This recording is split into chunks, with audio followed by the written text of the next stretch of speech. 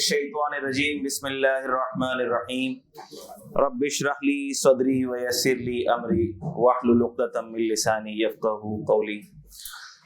अच्छा बेटा, seating arrangement से रिलेटेड एक छोटी सी जो इंस्ट्रक्शंस मिस निमरा देके गई हैं कि कल से होगा ये कि ये जो दो आगे की फ्रंट रोज है ना ख़वातीन के लिए ये मुख्तस होगी, तो ये वाला एरिया एंड तक और यहाँ की जो दो रोज हैं वो ख़वातीन के लिए मुख्तस होंगी। उसके बाद से फिर आप लोग सीटिंग अरेंजमेंट करेंगे, ठीक है बेटा? चलो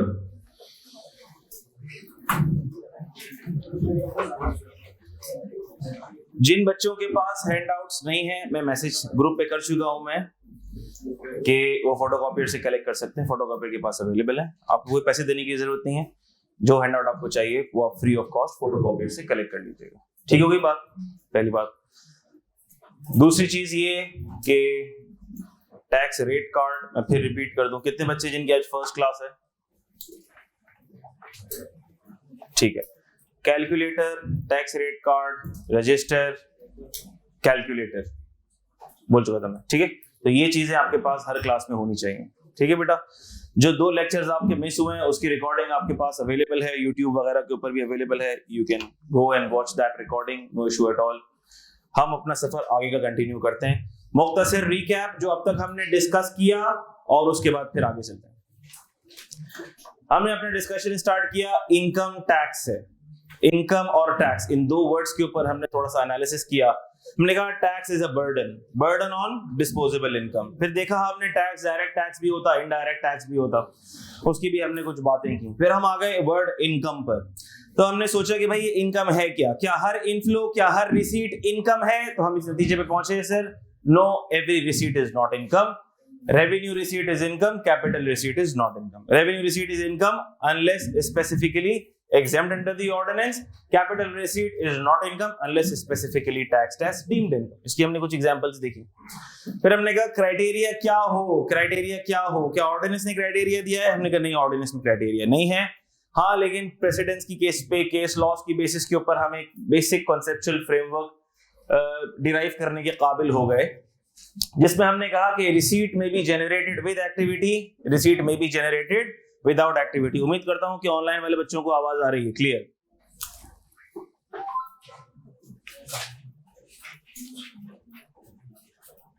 क्लियर आवाज आ रही है बेटा? फिर से मुझे जरा कंफर्म कर दो। गुड। तो हमने कहा रिसीट में be generated with activity, receipt में be generated without activity. With activity में हमने कहा it could be an income generating activity, it could be a non income generating activity. The difference between the two is that of intention. If a receipt has been generated through income generating activity, that means we have intention behind it to earn income, ठीक है? जिसमें हमने कहा कि sir cell, purchase of goods with intention to resale, services provide हो रही हैं, ये सारा की सारी फ्रीक्वेंसी और क्वांटिटी, जिसमें मेन डिटरमिनिंग फैक्टर है फ्रीक्वेंसी और क्वांटिटी, ठीक है? क्योंकि इंटेंशन, टेस्ट ऑफ इंटेंशन कैसे होगा? कोई हमारा दिल चीर के तो नहीं देखेगा, कोई हमारा दिमाग का एक्सरे करके तो नहीं देखेगा कि हमारी इंटेंशन है कि नहीं है। सर पता कैसे चलेगा? ट्रांजैक्शन की फ्रीक्वेंसी और क्वांटिटी के साथ, जिसकी हमने एग्जांपल ली थी कि अगर मैंने अपने घर का एक सोफा बेच दिया 10 साल के बाद, this is not an income generating activity. मेरी इनकम जनरेट करने की इंटेंशन नहीं है, मेरी इंटेंशन है चेंज कर दूं, घर का थोड़ा सा लुक बेहतर हो जाए। इनकम जनरेट करने की टेंशन नहीं है। लेकिन अगर मैंने 10 सोफा सेट एक साथ बेचे हैं और मैं लाख कहूं कि नहीं यार मेरी इनकम जनरेट करने की इंटेंशन नहीं है, आप कहेंगे सर आप टोपी करा रहे हैं, माजरत के साथ। 10 सोफे आपने एक साथ बेचे, आप you are dealing in sofa sets, this is your income, this is activity and income generating activity, ठीक हो गई बात? ये मैंने एग्जांपल्स ली थी। फिर नॉन इनकम जनरेटिंग एक्टिविटी क्या होती है? सोफा बेच दिया, पर्सनल एसेट बेच दिया मैंने, लेकिन इंटेंशन इनकम जनरेट करने की नहीं थी। तो हमने कहा कि जब इनकम जनरेटिंग एक्टिविटी के थ्रू कोई रिसीट आ रही है वो रेवेन्यू रिसीट, जब नॉन इनकम जनरेटिंग एक्टिविटी के थ्रू कोई रिसीट आ रही है तो वो कैपिटल रिसीट। जिसमें हमने कहा था सेल ऑफ पर्सनल एसेट, मैंने अपना पर्सनल सेलफोन बेच दिया, गेन आ गया, नॉट टैक्सेबल। मैंने अपनी पर्सनल कार बेच दी, गेन आ गया, नॉट टैक्सेबल। क्या बात समझ आती है? लेकिन हमने कहा कि इसकी एक एक्सेप्शन है, ठीक है? Personal assets specified under section 38 subsection 5। Clear है ये बात? उसकी लिस्टिंग हम कब देखेंगे, जब हम कैपिटल गेन पढ़ेंगे, तो टेंशन लेने की जरूरत नहीं है। सारे समंदर का पानी हम नहीं पी सकते शुरू में, ठीक हो गई बात। आगे बढ़े थे हम फिर, और हमने कहा कि रिसीट एक तो था with activity without activity, receipt में भी generated without activity as well, कुछ भी हरकत नहीं की फिर भी बरकत हो गई। जिसकी हमने मिसाल ली, गिफ्ट मिल गए, बर्थडे पार्टी पे गिफ्ट मिल गए, पॉकेट मनी मिल गई, वेडिंग एंगेजमेंट पे एनवेलप मिल गया आपको, ठीक है भाई। तो ये सारी की सारी चीजें किस पे आ जाती है, विदाउट एक्टिविटी में। तो विदाउट एक्टिविटी को भी हमने दो कैटेगरीज में क्लासिफाई किया था, on voluntary basis and when there is a legal right established. Voluntary basis वाले जो भी रिसीट्स आ रही थी, हमने क्या कहा था, वो क्या है, कैपिटल रिसीट। उसकी भी एक्सेप्शन थी, क्या थी, हमने ये कहा था कि सर, हमने ये कहा था gifts received other than relatives will be chargeable to tax under income from other sources। Section 39 कहता है, जब हम IFOs पढ़ेंगे तो देख लेंगे। मिसाल के तौर पर गिफ्ट अगर रिलेटिव को दे रहा है, तब तो जिसने गिफ्ट रिसीव किया उसके लिए वो इनकम नहीं है। लेकिन अगर मिसाल के तौर पर मैंने इस भाई को कोई गिफ्ट दे दिया, आप बहुत अच्छा पढ़ रहे हैं, ये लीजिए मॉन्ट ब्लांक का 25,000 रुपए का पेन, अब ये टैक्सेबल हो जाएगा इनके लिए, क्योंकि रिलेटिव नहीं है मेरे। तो रिलेटिव कौन होता है, सेक्शन 85 सब सेक्शन 5 के अंदर रिलेटिव की डेफिनेशन है, जो हम अभी नहीं पढ़ेंगे, IFOs पढ़ेंगे तब पढ़ेंगे इंशाल्लाह सेक्शन 39 के साथ, ठीक हो गई बात। फिर हम आए legal right established, voluntary basis when there is a legal right established. तो हमने कहा सर, मिसाल के तौर पर प्राइस बॉन्ड निकल आया, प्राइस बॉन्ड निकल आया, इसके लिए भी हमने कोई एक्टिविटी नहीं की थी, हम तो हरामखोरी से घर पे बैठे हुए थे, अखबार देखा, प्राइस बॉन्ड निकल आया, पहुंच गए बैंक। तो क्या बैंक वाला हमें प्राइज मनी देने का पाबंद है? यस। प्राइस बॉन्ड बेसिकली ये एक तरह का छोटा सा कॉन्ट्रैक्ट समझ लो, उसको एग्रीमेंट समझ लो भाई, ये बॉन्ड है जो आप स्टेट बैंक के साथ कर रहे हो कि अगर इसके ऊपर इनाम निकला, we have the legal right. क्या ख्याल है? तो अब अगर सर प्राइज मनी निकल आया तो हमारा लीगल राइट एस्टैब्लिश हो गया। अब अगर स्टेट बैंक ने या बैंक ने कहा कि माजरत, हमने तो आपके साथ मजाक किया था, हमने कहा अब हम बहुत सीरियस हो गए सर, माजरत के साथ, अब हम बहुत सीरियस हो गए। जब आप सीरियस हो गए तो टैक्स वाला भी सीरियस होगा, और टैक्स वाला कहेगा when there is a legal right, तो फिर अब ये रिसीट कैपिटल रिसीट नहीं रही, ये क्या हो जाएगी, रिसीट, हम इस पर टैक्स लगाएंगे। तो मैंने आपको जीतो पाकिस्तान की मिसाल भी दी थी कि अगर आप जीतो पाकिस्तान के प्रोग्राम से कुछ जीत लेते हैं, ठीक है भाई, आपने कोई सुरीला ऐसा गाना गाया और उसके ऊपर आपको कुछ इनाम शिनाम मिल गया, ठीक है, तो शो के ऑर्गेनाइजर्स ये नहीं कह सकते कि वो तो हमने टीवी के ऊपर आपको दिखाने के लिए, सबको दिखाने के लिए ऐसे ही बस अनाउंस कर दिया था माजरत के साथ, वो तो सिर्फ एक पब्लिसिटी स्टंट था, आपको गिफ्ट फिफ्ट कुछ नहीं मिल रहा। कहेंगे नहीं सर, हम तो फिर माइंड कर जाएंगे, हम तो फिर कोर्ट ऑफ लॉ में चले जाएंगे, केस वेस कर देंगे। केस कैसा भाई, केस कैसा? तुमने कौन सा राहत फतेह अली खान बन के गाना गाया था यार, गालिया। जब भी ये मिसाल देता हूं तो मेरे जहन में एक वाकया याद आता है, जो बच्चे पिछली दफा भी थे उनको याद होगा। एक मर्तबा का किस्सा है कि बादशाह का दरबार लगा हुआ था। बादशाह के दरबार में, अब जाहिर सी बात है, बादशाह को खुश करने के लिए मौसीकार, गाने वाले, मिरासी, वो गाना गाते हैं। तो एक मिरासी गाना गा रहा था, बादशाह का दरबार लगा हुआ था, बहुत सुरीली लगाया, बादशाह को बहुत पसंद आया।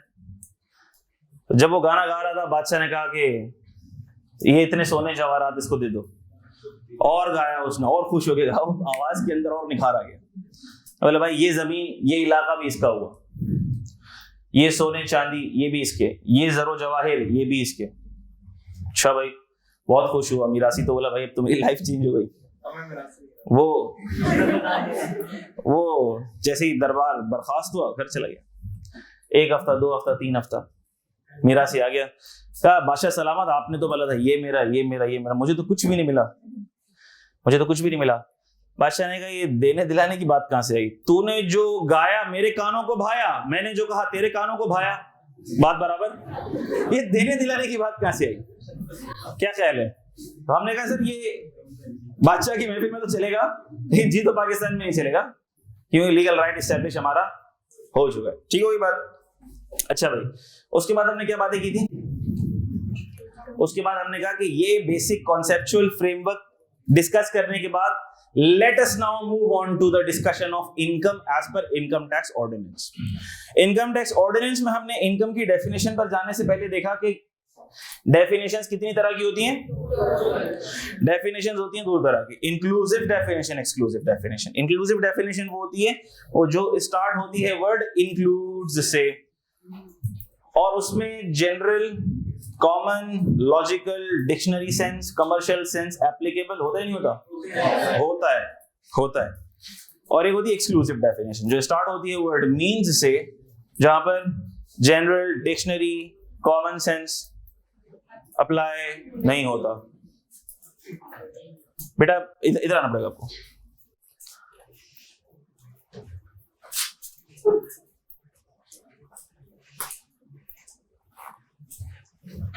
ठीक है भाई, तो हम फिर आए इनकम की डेफिनेशन पर। इनकम की डेफिनेशन कैसे शुरू होती थी बच्चों? Income includes any amount chargeable to tax. अब देखा, मैंने आपको कहा था कि जब इनकम की डेफिनेशन पढ़ोगे तो मायूसी होगी, क्योंकि इनकम ये नहीं बताती कि इनकम है क्या। Income includes any amount chargeable to tax, तो हमने कहा इसमें क्या आ जाएंगी? सारी रेवेन्यू रिसीट्स आ जाएंगी।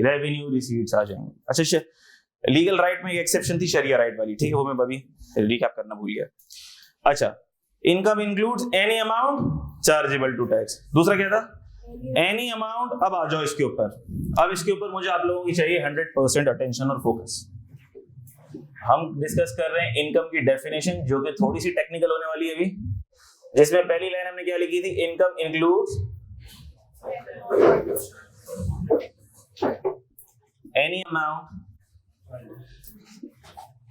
चार्जेबल टू टैक्स, और दूसरी बात मैंने लिखी थी एनी अमाउंट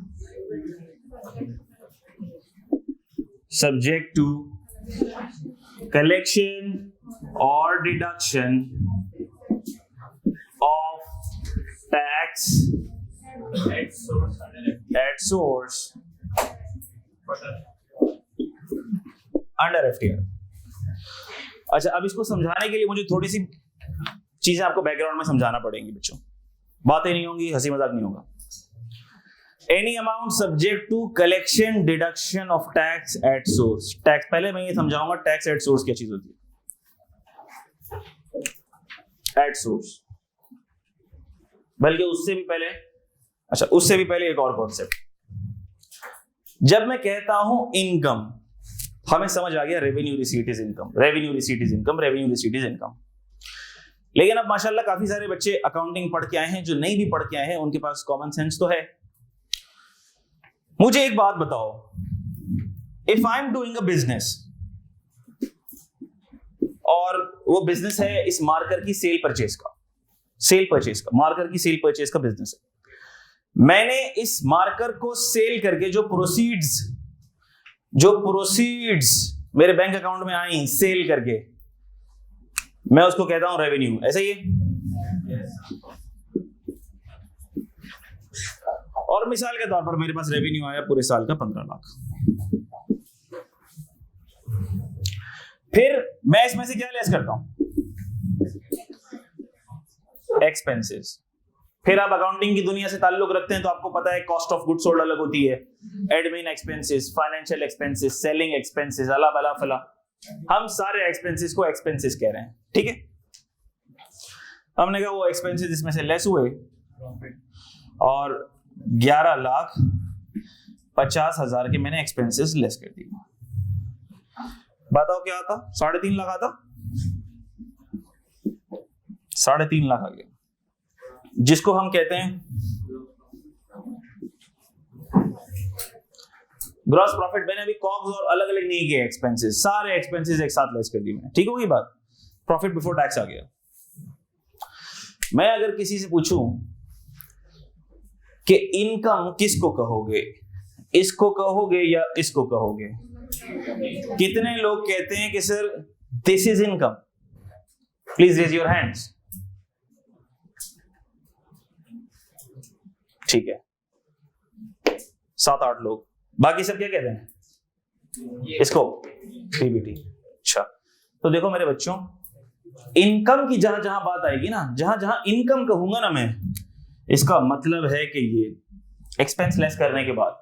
वजह इसकी क्या है? मिसाल के तौर पर मैंने मार्कर का बिजनेस शुरू किया, 15 लाख रुपए सेल से कमा ली मैंने, और मेरे खर्चे हो गए 17 लाख रुपए के, 2 लाख का लॉस आ गया। अब क्या कहोगे? अब क्या कहोगे मेरे बच्चों? No tax. अब इधर 1150 नहीं है, अब इधर ये 17 लाख है।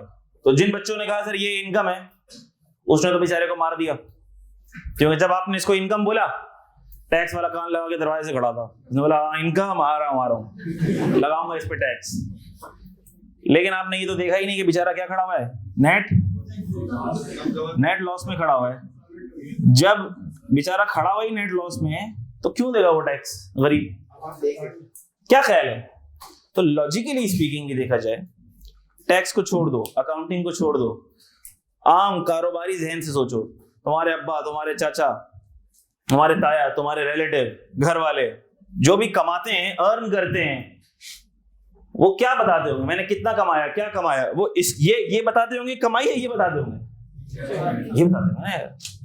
यानी कि वो पैसे जो खर्च करने के लिए बचे हैं, वही इनकम है ना यार। खर्चे लेस करने के बाद ही इनकम आती है ना। क्या ख्याल है? गुड। तो एक बात पर हम सब मुत्तफिक हो गए कि सर जब भी मैं इनकम कहूंगा ना, तो इसका मतलब ये नहीं होगा। इसका मतलब क्या होगा? एक्सपेंसेस लेस करने के बाद जो अमाउंट आती है ना, वो इनकम होती है। क्या बात क्लियर है मेरी? अब आयो इधर फिर से, इसको रीड करते हैं। Any amount subject to collection और deduction of tax at source. अब हुआ क्या? 1991 में ये कॉन्सेप्ट आया एफटीआर का। अब ये एफटीआर होता क्या है, आहिस्ता आहिस्ता समझ आएगा, और टेंशन नहीं लेनी, सब समझ आएगा। बस सुकून और तसल्ली के साथ सुनना है। कोई सवाल होगा बेटा? क्या एसी चल नहीं रहा? चलो बुला के देख लेते हैं अगर हो जाए। चलो, तो हुआ क्या? 1991 की बात है।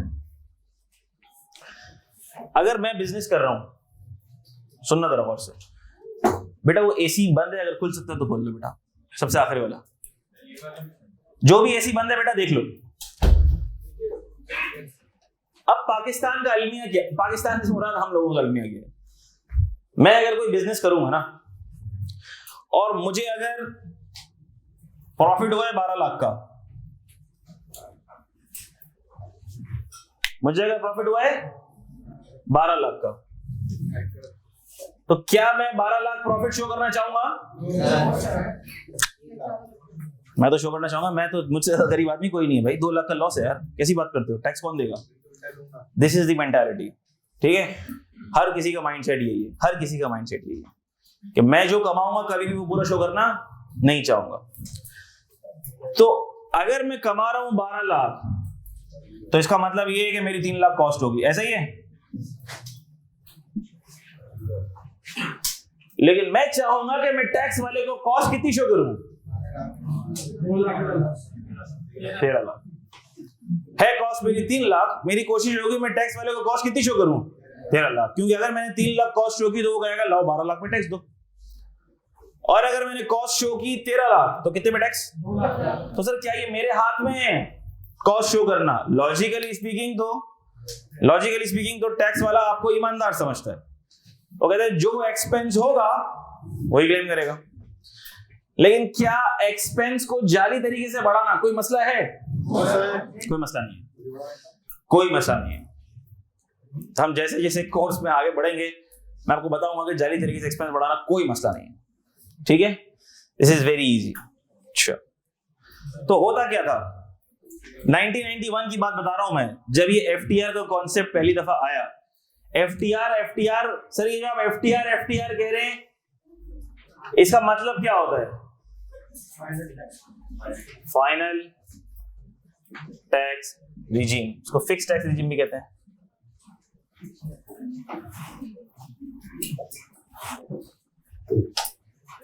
नाम इसका पूरा लिख दिया मैंने।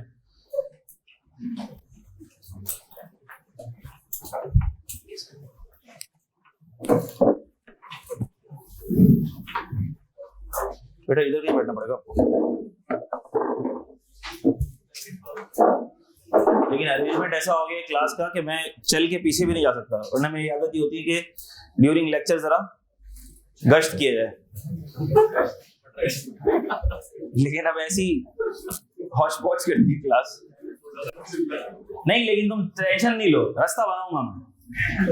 जैसे ही हम लोग सवालात में पहुंचेंगे और सवालात में तुमसे कराऊंगा तो रास्ता भी बनाऊंगा मैं, और एंड तक जाऊंगा और हर किसी का सवाल चेक करूंगा, टेंशन नहीं लेनी।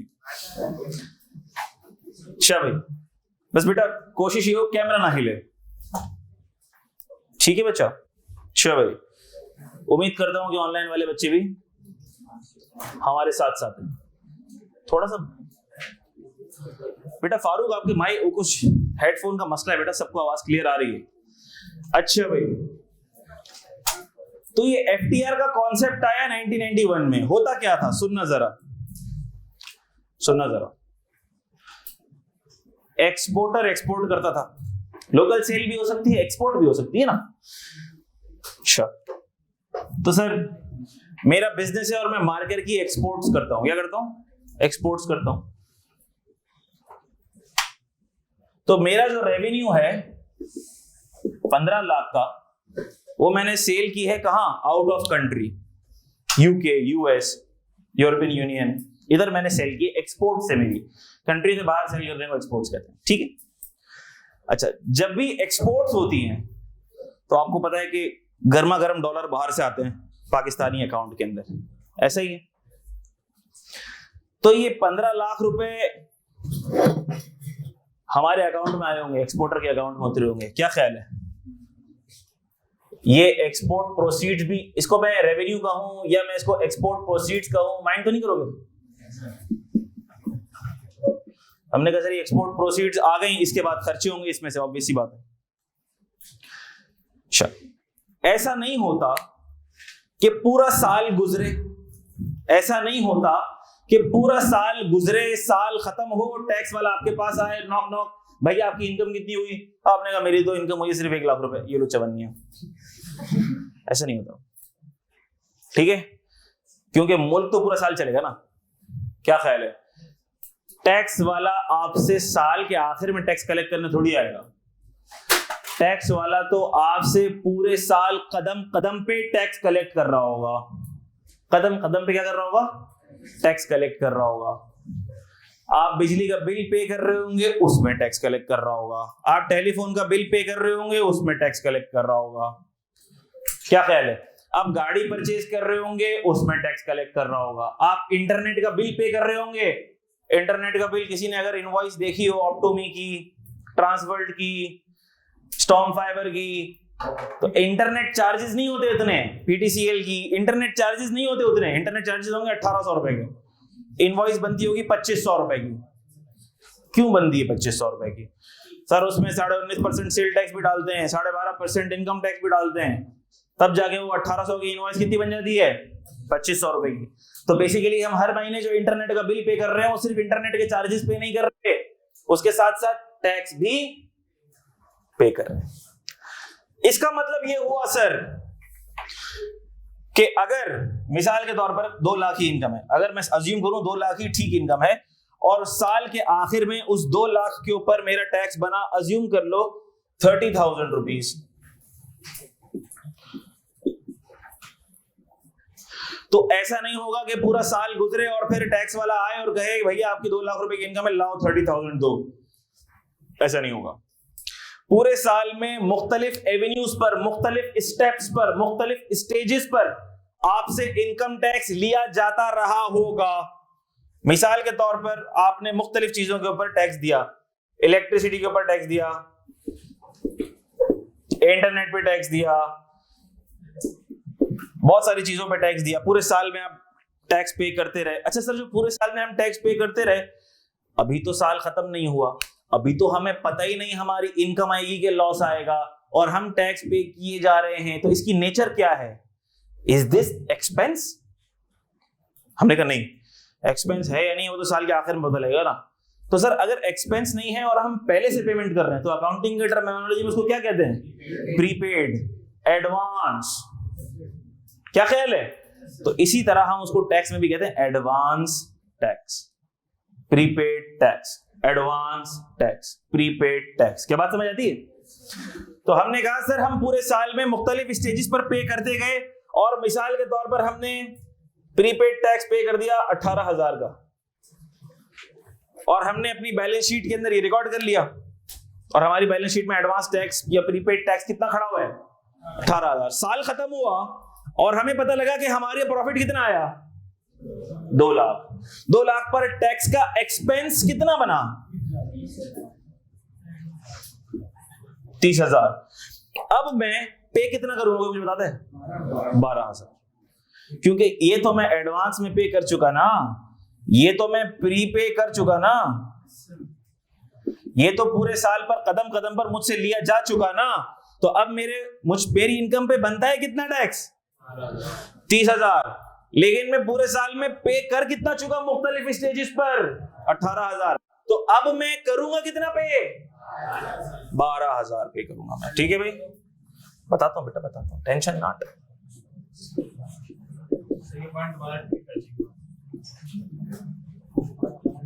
12,000 पेबल। ठीक हो गई बात? फिर से रिपीट करता हूं। इनकम तो कैलकुलेट होती है साल के आखिर में, ऐसा ही है। जो तुमने balance sheet profit and loss वगैरह बनाई है किसी न किसी स्टेज पे, अल्लाह करे बनाई हो, तो साल की बनाते हो ना पूरी। क्या ख्याल है? 12 महीने की P&L बनाते हो, 12 महीने की बैलेंस शीट बनाते हो, तो 12 महीने के बाद तुम इनकम को कैलकुलेट करते हो और पता लगाते हो कि इनकम है या लॉस है। तो 12 महीने बाद पता लगता है कि इनकम है या लॉस है, और तो 12 महीने बाद कैलकुलेट करोगे कि टैक्स पे करना है या नहीं करना। लेकिन क्या टैक्स वाला इतना इंतजार करेगा? मुल्क तो पूरा साल चल रहा है ना, और वो मुल्क चल रहा है तुम्हारे पैसे पे।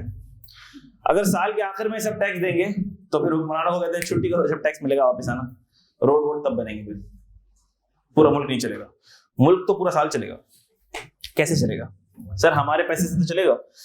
तो हमें हर स्टेप के ऊपर एडवांस टैक्स पे करना पड़ेगा, ना चाहते हुए भी। तो हमने इलेक्ट्रिसिटी पे, इंटरनेट पे, व्हीकल पे एडवांस टैक्स पे करते रहे, जिसकी मैंने एक एग्जांपल दी छोटी सी। अगर आप घर का बिल देखेंगे तो उसके ऊपर भी इलेक्ट्रिसिटी के ऊपर टैक्स कटता है। अगर आप अपने अब्बा के ऑफिस का बिल देख लेंगे इलेक्ट्रिसिटी का, उसमें भी एडवांस टैक्स लग के आता है, एडवांस इनकम टैक्स लग के आता है। अगर आप अपने इंटरनेट का बिल उठा के देख लेंगे तो उसमें भी एडवांस इनकम टैक्स लगा हुआ होता है। इसका मतलब कि यू आर पेइंग टैक्सेस। अभी साल खत्म नहीं हुआ, अभी टैक्स वाले ने आपसे इनकम नहीं पूछी कितनी है, लेकिन वो टैक्स लिए जा रहा है। तो अगर वो प्रीपेड टैक्स ले रहा है तो अकाउंटिंग में वो कहां आता है? एडवांस। प्रीपेड में दिस इज योर एसेट, ऐसा है नहीं है? कितने लोग ऐसे हैं जिनको एसेट का, प्रीपेड का, एडवांस का कॉन्सेप्ट नहीं है? शुगर सबको। ठीक है, तो हमने कहा बैलेंस शीट में सर ये प्रीपेड है। फिर जब हम लोग फाइनल अकाउंट्स बनाते थे, एडजस्टिंग एंट्रीज करते थे, तो प्रीपेड को एडजस्ट करते थे ना एक्सपेंस के साथ। तो जब साल खत्म हुआ तो एक्सपेंस कितना हुआ? 30,000। एंट्री क्या बनी? Tax expense debit, tax payable credit. फिर दूसरी एंट्री क्या बनेगी? Tax payable debit. कितने से? सर 12,000 से मैं एडजस्ट कर दूंगा, मेरे पास एडवांस टैक्स खड़ा हुआ है, और जो एडवांस टैक्स था, एडवांस टैक्स या प्रीपेड टैक्स, 12,000 से क्रेडिट कर दिया। अकाउंटिंग एंट्री समझ आती है किसी को? Yes, sir. किसको नहीं आती है? बहुत बेसिक सी अकाउंटिंग एंट्री है, आसान सी है, कोई टेंशन लेने की जरूरत नहीं है। अकाउंटिंग एंट्रीज ना भी आए समझ, क्या ये कॉन्सेप्ट समझ आता है? सिंपल है। टैक्स पहले से लिया हुआ है, हुकूमत ने टैक्स पहले से लिया हुआ है। हर महीने बिजली के बिल पर टैक्स ले रही है, हर महीने इंटरनेट के ऊपर टैक्स जा रहा है। साल के आखिर में पता लगा आपकी इनकम कितनी है? 2 लाख, जिस पे टैक्स कितना बनता है? 30,000। पूरे ये पता कब चलेगा? 30 जून को पता लगेगा ना, जब साल खत्म होगा। 30 जून को साल खत्म होगा, हम देखेंगे कब साल खत्म होता है। 30 जून को साल खत्म हुआ, पता लगा 30,000 का टैक्स है। सर पूरे साल में टैक्स हुकूमत ने हमसे ले लिया कितना? 18। अब बाकी को जो बचेगा वो पे करेंगे ना। क्या ख्याल है? ये तो सिंपल कॉन्सेप्ट है। और अगर सर ये लॉस हुआ, अगर ये लॉस हुआ तो क्या करेंगे सर? अगर लॉस हुआ तो ये जितना भी एडवांस टैक्स है वो हमें वापस मिलना चाहिए। क्या ख्याल है?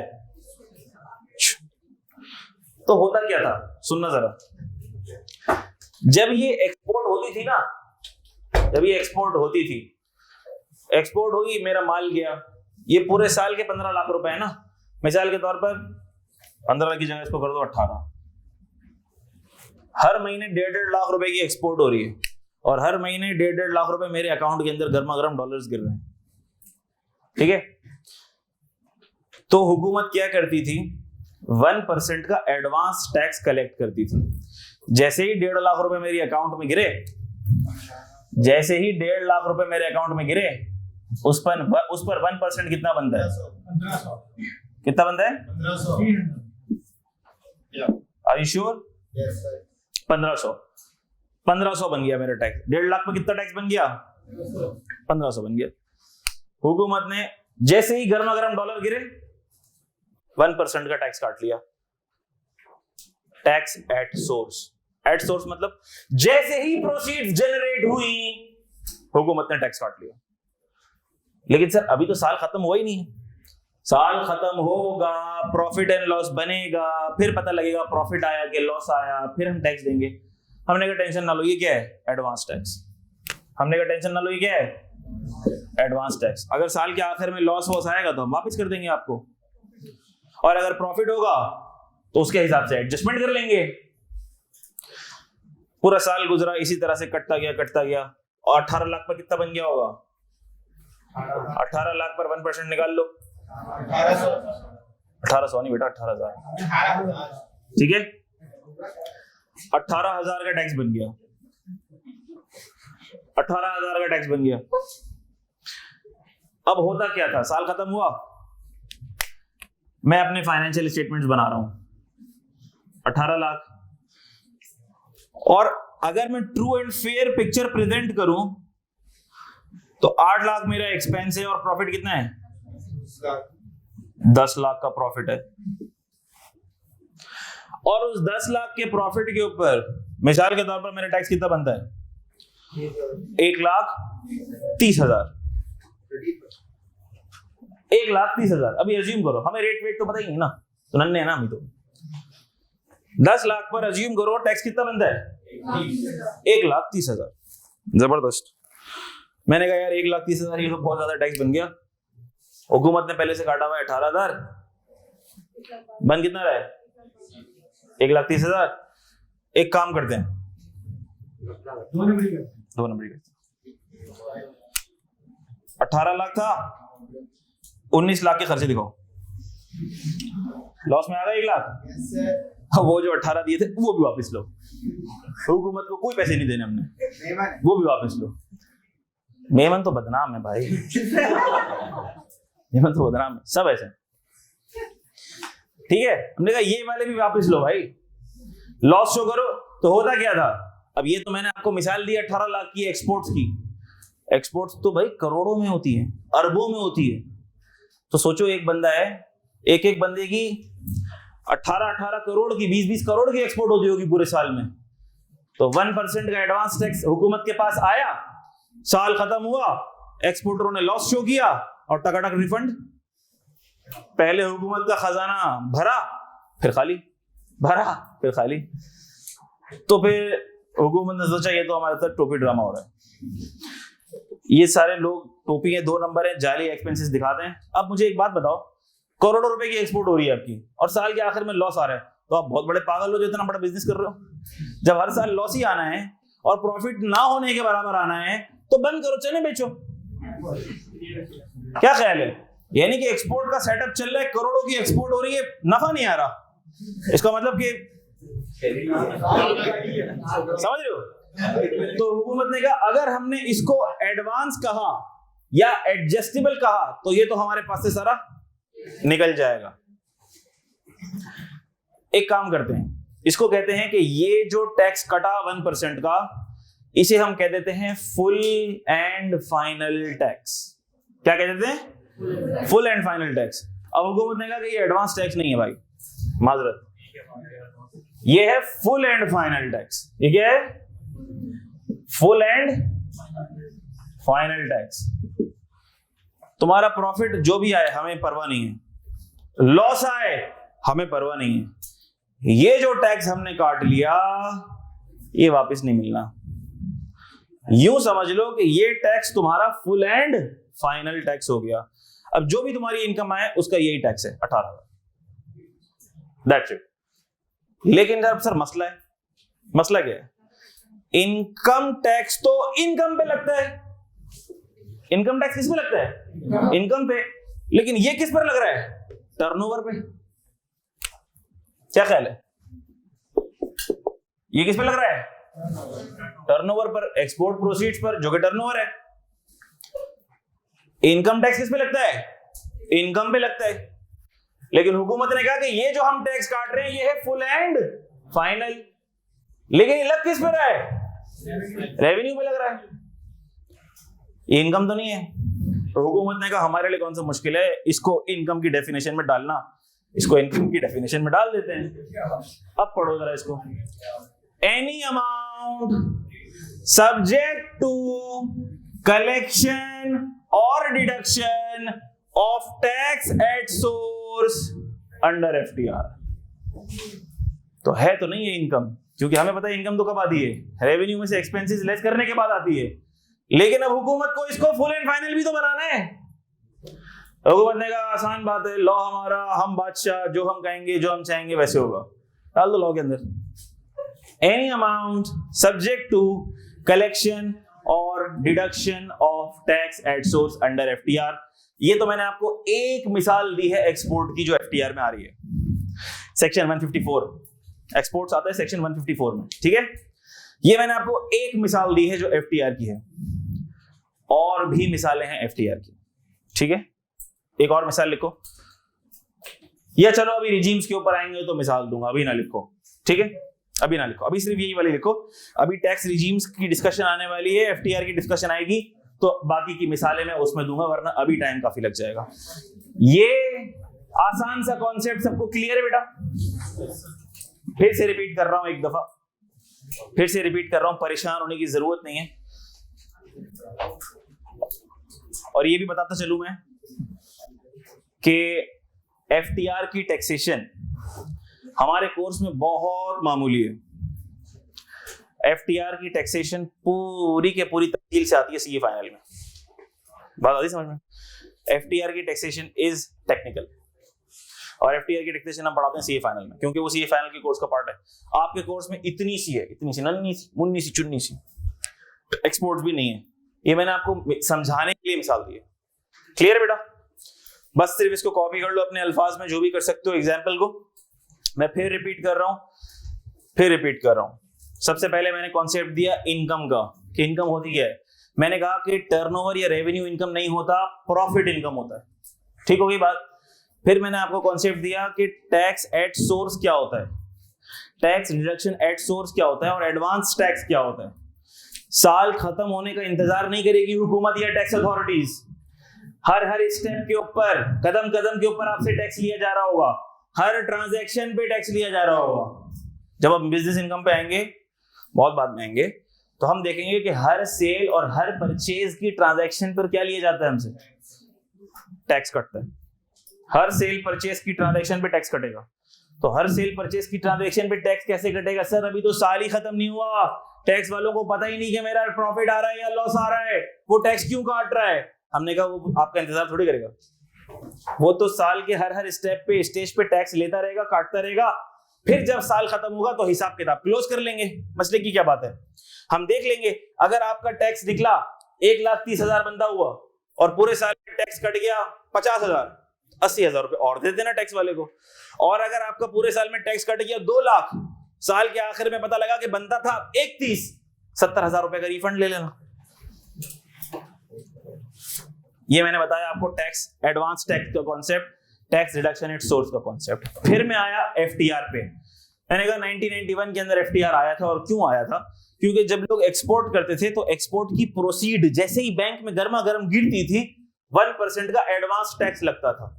एडवांस टैक्स तो लग गया, लेकिन वो था एडवांस, साल खत्म होता था, एक्सपोर्टर लोग क्या करते थे, लॉस शो कर देते थे, और लॉस शो करके एडवांस टैक्स को क्या करवा लेते थे, रिफंड करवा लेते थे। तो हुकूमत ने सोचा कि भाई ये तो टोपी ड्रामा हो गया हमारे साथ, इस टैक्स को क्या कह दो, फुल एंड फाइनल टैक्स, ये वापस नहीं हो सकता।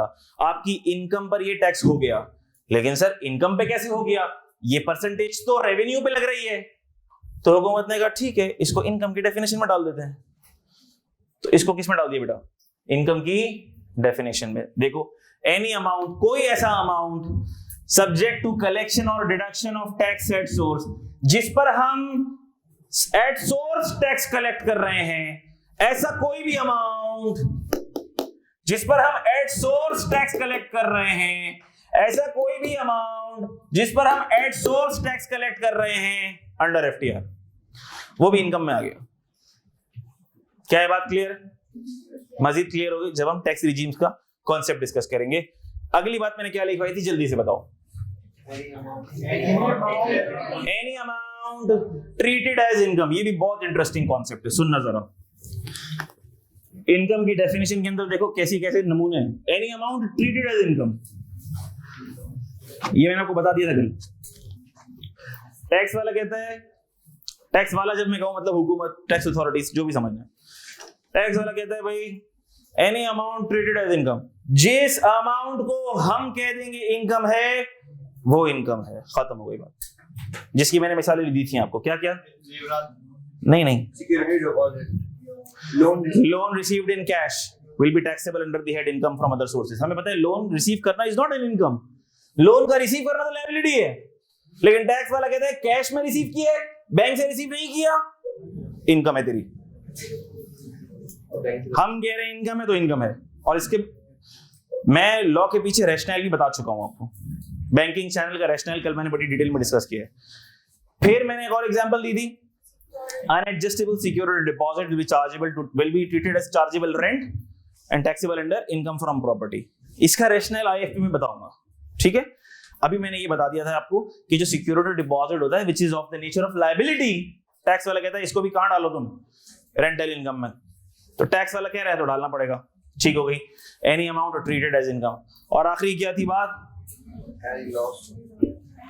Any loss of income. इसकी एग्जांपल सुनो। जब हम इनकम फ्रॉम प्रॉपर्टी पढ़ेंगे एक और बात भी पढ़ेंगे। क्या बात पढ़ेंगे? मिसाल के तौर पर मेरे पास एक फ्लैट है और मैंने उस फ्लैट को रेंट पे दिया। उस फ्लैट को मार्केट में मैं रेंट पे दे सकता हूं 50,000 रुपीज में, ठीक है।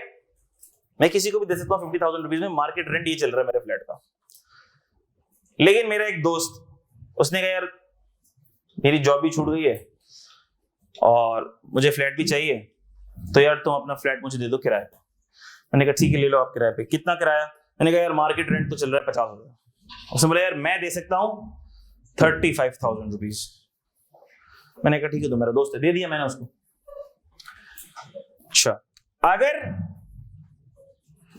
मार्केट रेंट के हिसाब से मैं किराया लेता तो कितना बनता?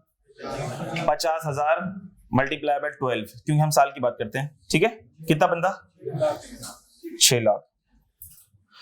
लेकिन एक्चुअली मैंने उसको एग्री कितना कर लिया? 35,000 मल्टीप्लाई बाय 12, बताओ कितना? 4,20,000। तो उसूलन मेरी इनकम कितनी हो रही है? 4 लाख। मेरी एक्चुअल इनकम हो कितनी रही है? 4,20। उसूलन मुझे इसी पे टैक्स देना चाहिए, लेकिन टैक्स वाला कहता है एक्चुअल रेंट और fair market rent whichever is higher will be taxable.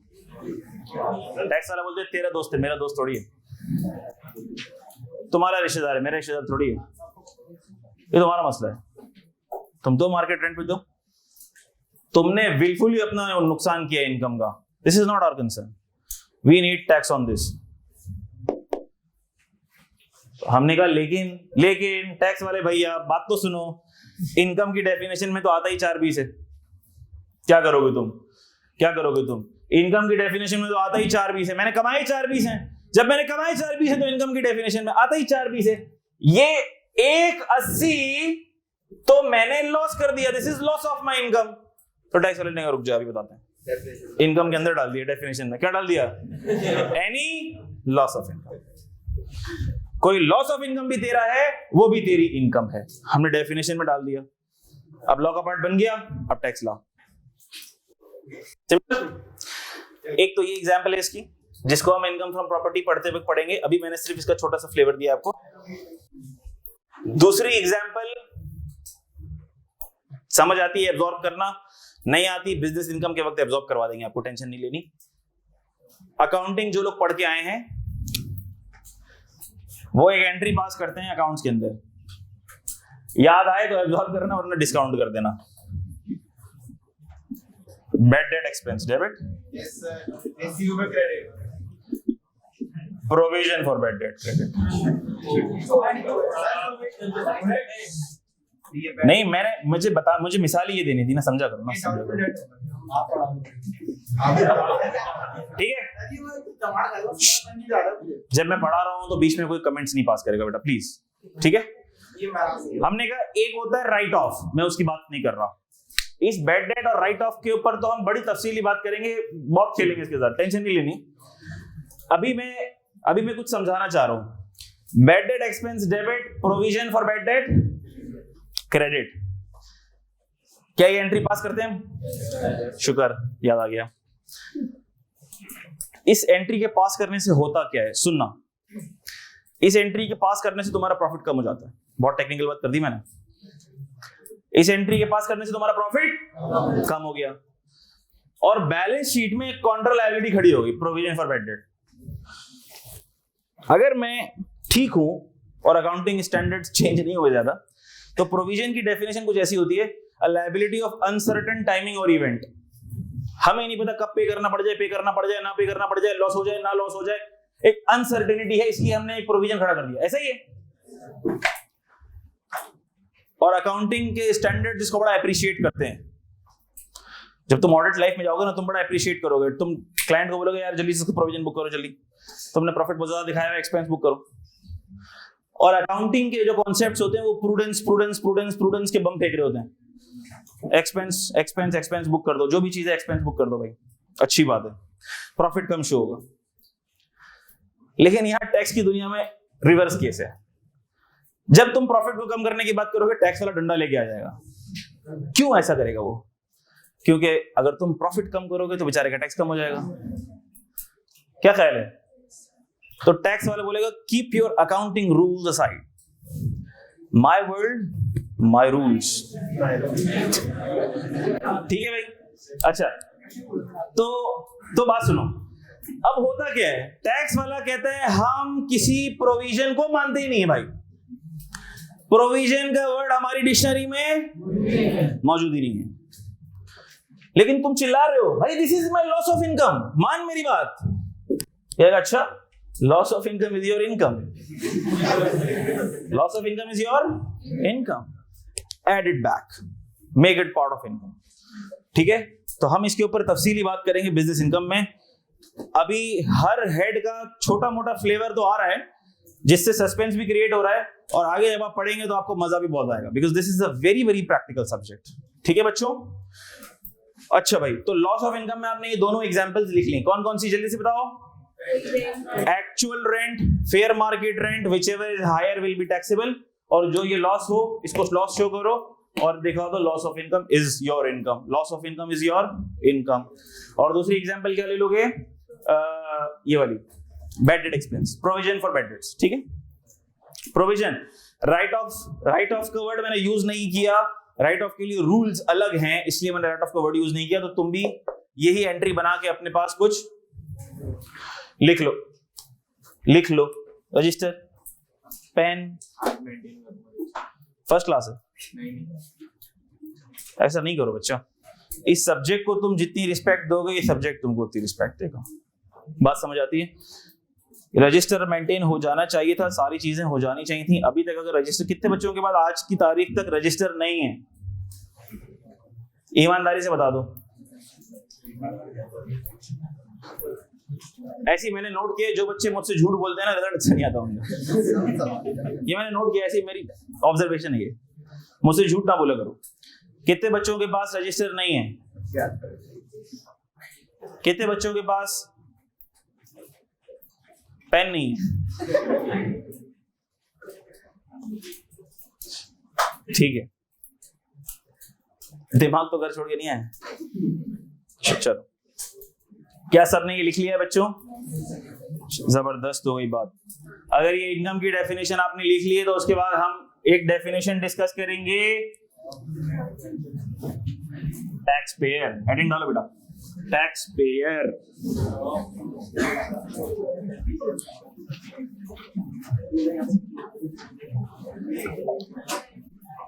Of की आवाज सिर्फ तब आया अगर जब क्लास का टाइम खत्म हो जाए। अभी क्या हुआ है? अभी तो क्लास का टाइम शुरू हुआ है।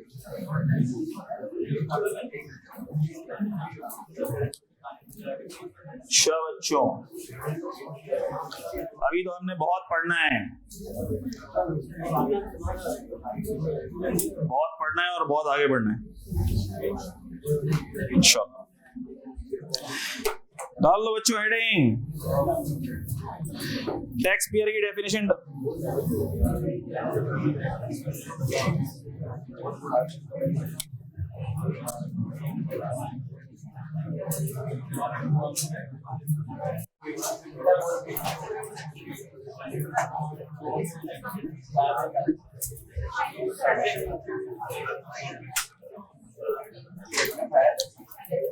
बेटा ये बातें करने की परमिशन आप लोगों ने ली थी मुझसे बेटा?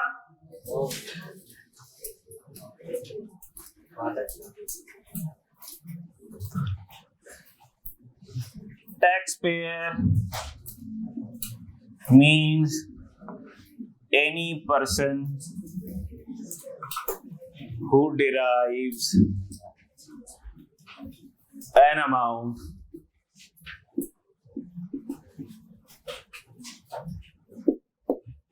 chargeable to tax.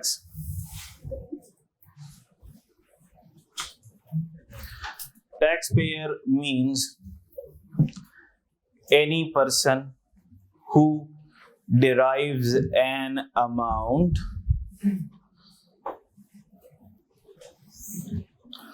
chargeable to tax. चलो, इसके अंदर ये जो पर्सन लिखा हुआ है दिखने में मासूम लग रहा है, लेकिन इसकी भी डेफिनेशन है, ठीक है? और इस पर्सन की डेफिनेशन में 6-7 लोग आते हैं, 6-7 लोग आते हैं। वक्त आने पर हम इसको रीड कर लेंगे, कोई टेंशन की बात नहीं है। लेकिन उन 6-7 लोगों में से हमारे लिए सिर्फ 3 इंपॉर्टेंट है, ठीक है? कौन कौन से? आओ लिख लेते हैं। Individual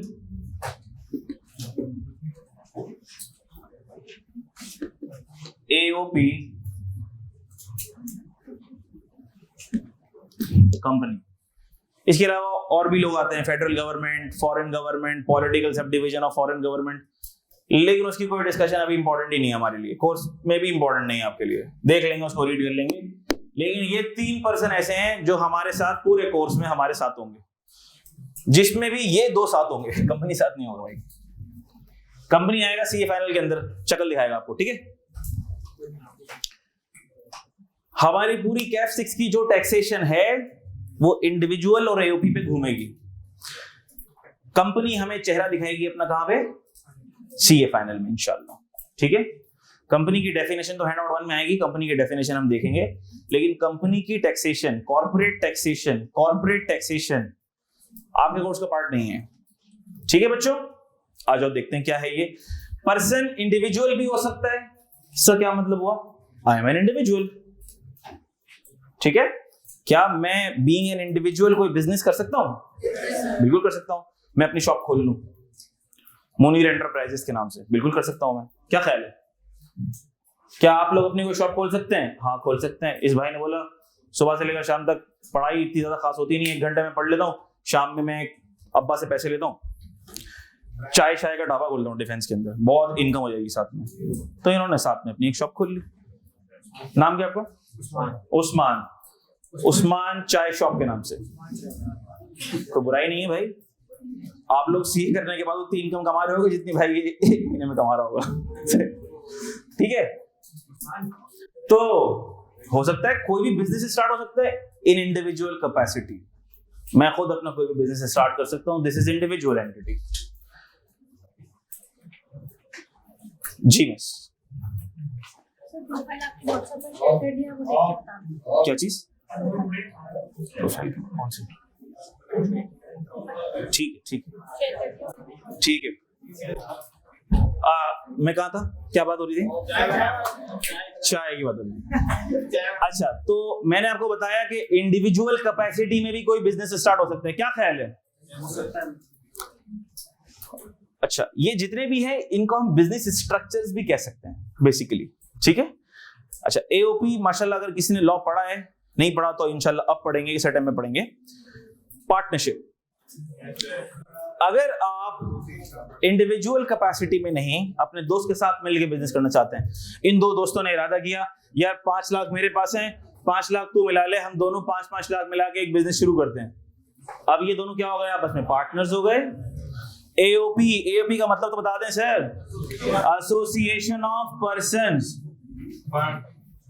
association of persons. अच्छा, मिसाल के तौर पर मेरी फर्म है HM चार्टर्ड अकाउंटेंट्स के नाम से, मैं और मेरा पार्टनर हम दोनों ने मिलकर एक फर्म बना ली AOP, ठीक हो गई बात। और पार्टनर्स पर लेकिन एक लिमिट है, नंबर ऑफ पार्टनर्स पर एक लिमिट है। अगर उससे ज्यादा लोगों को मैं अपना शिराकतदार बनाना चाहूं, अपने बिजनेस का शिराकतदार बनाना चाहूं,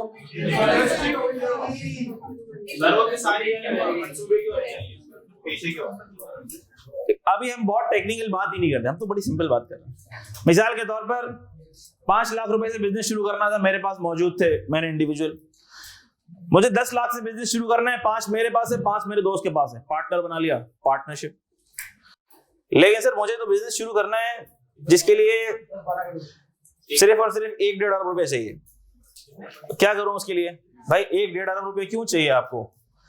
सर आपको पता है हमारे प्लान्स बहुत बड़े हैं, हम तो बहुत बड़ी इंडस्ट्री लगाएंगे और उसमें करोड़ों की इन्वेस्टमेंट होगी, लैंड होगा, मशीनरी होगी, लोगों को एम्प्लॉयमेंट मिलेगी, ये होगा वो होगा। अच्छा, तो पैसे कितने आपके पास? 1.5 लाख रुपए और इन्वेस्टमेंट कितनी करनी है? सर सिर्फ 1.5 अरब। शॉर्टफॉल कहां से पूरा होगा? सर कंपनी बनाएंगे, उसको लिस्ट करवाएंगे, पब्लिक से पैसा लेंगे, ठीक है। तो ये हो जाती है कंपनी का स्ट्रक्चर। अच्छा, कंपनी प्राइवेट कंपनी भी होती है, पब्लिक कंपनी भी होती है, मैं उसकी डिटेल में नहीं जा रहा, बस मैंने अभी मुख्तसर से तारुफ आपको करा के दिया कि पर्सन में इंडिविजुअल भी, एओपी भी, कंपनी भी हो सकती है। लेकिन हमारे कोर्स से रिलेटेड जो डिस्कशन घूमेगा वो इंडिविजुअल और एओपी का घूमेगा, ठीक है भाई। Tax payer means any person who derives an amount chargeable to tax. Sure. And includes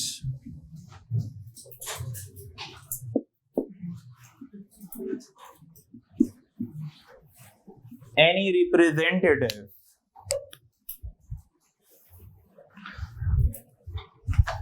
and includes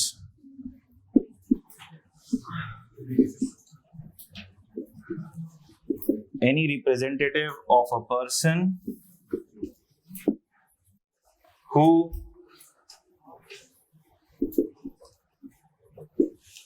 derives an amount chargeable to tax। लिख लो पहले, फिर बात करते हैं इसमें।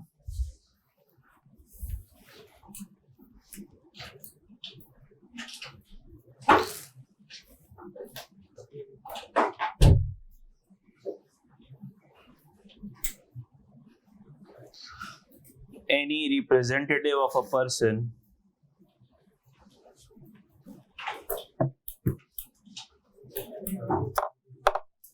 who derives an amount chargeable to tax। उसकी एग्जाम्पल लिख लो 2। Legal representative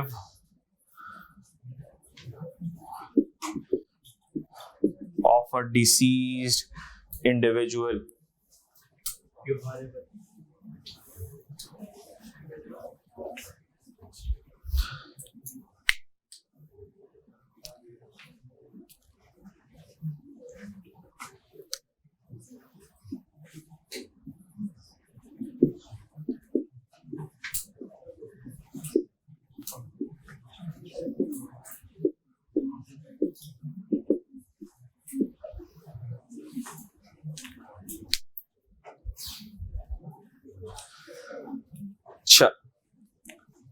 Taxpayer means any person who derives an amount chargeable to tax. मिसाल के तौर पर if I am a person who is deriving an amount chargeable to tax, then I am liable to pay the tax.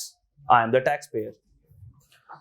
And includes any representative of a person who derives an amount chargeable to tax.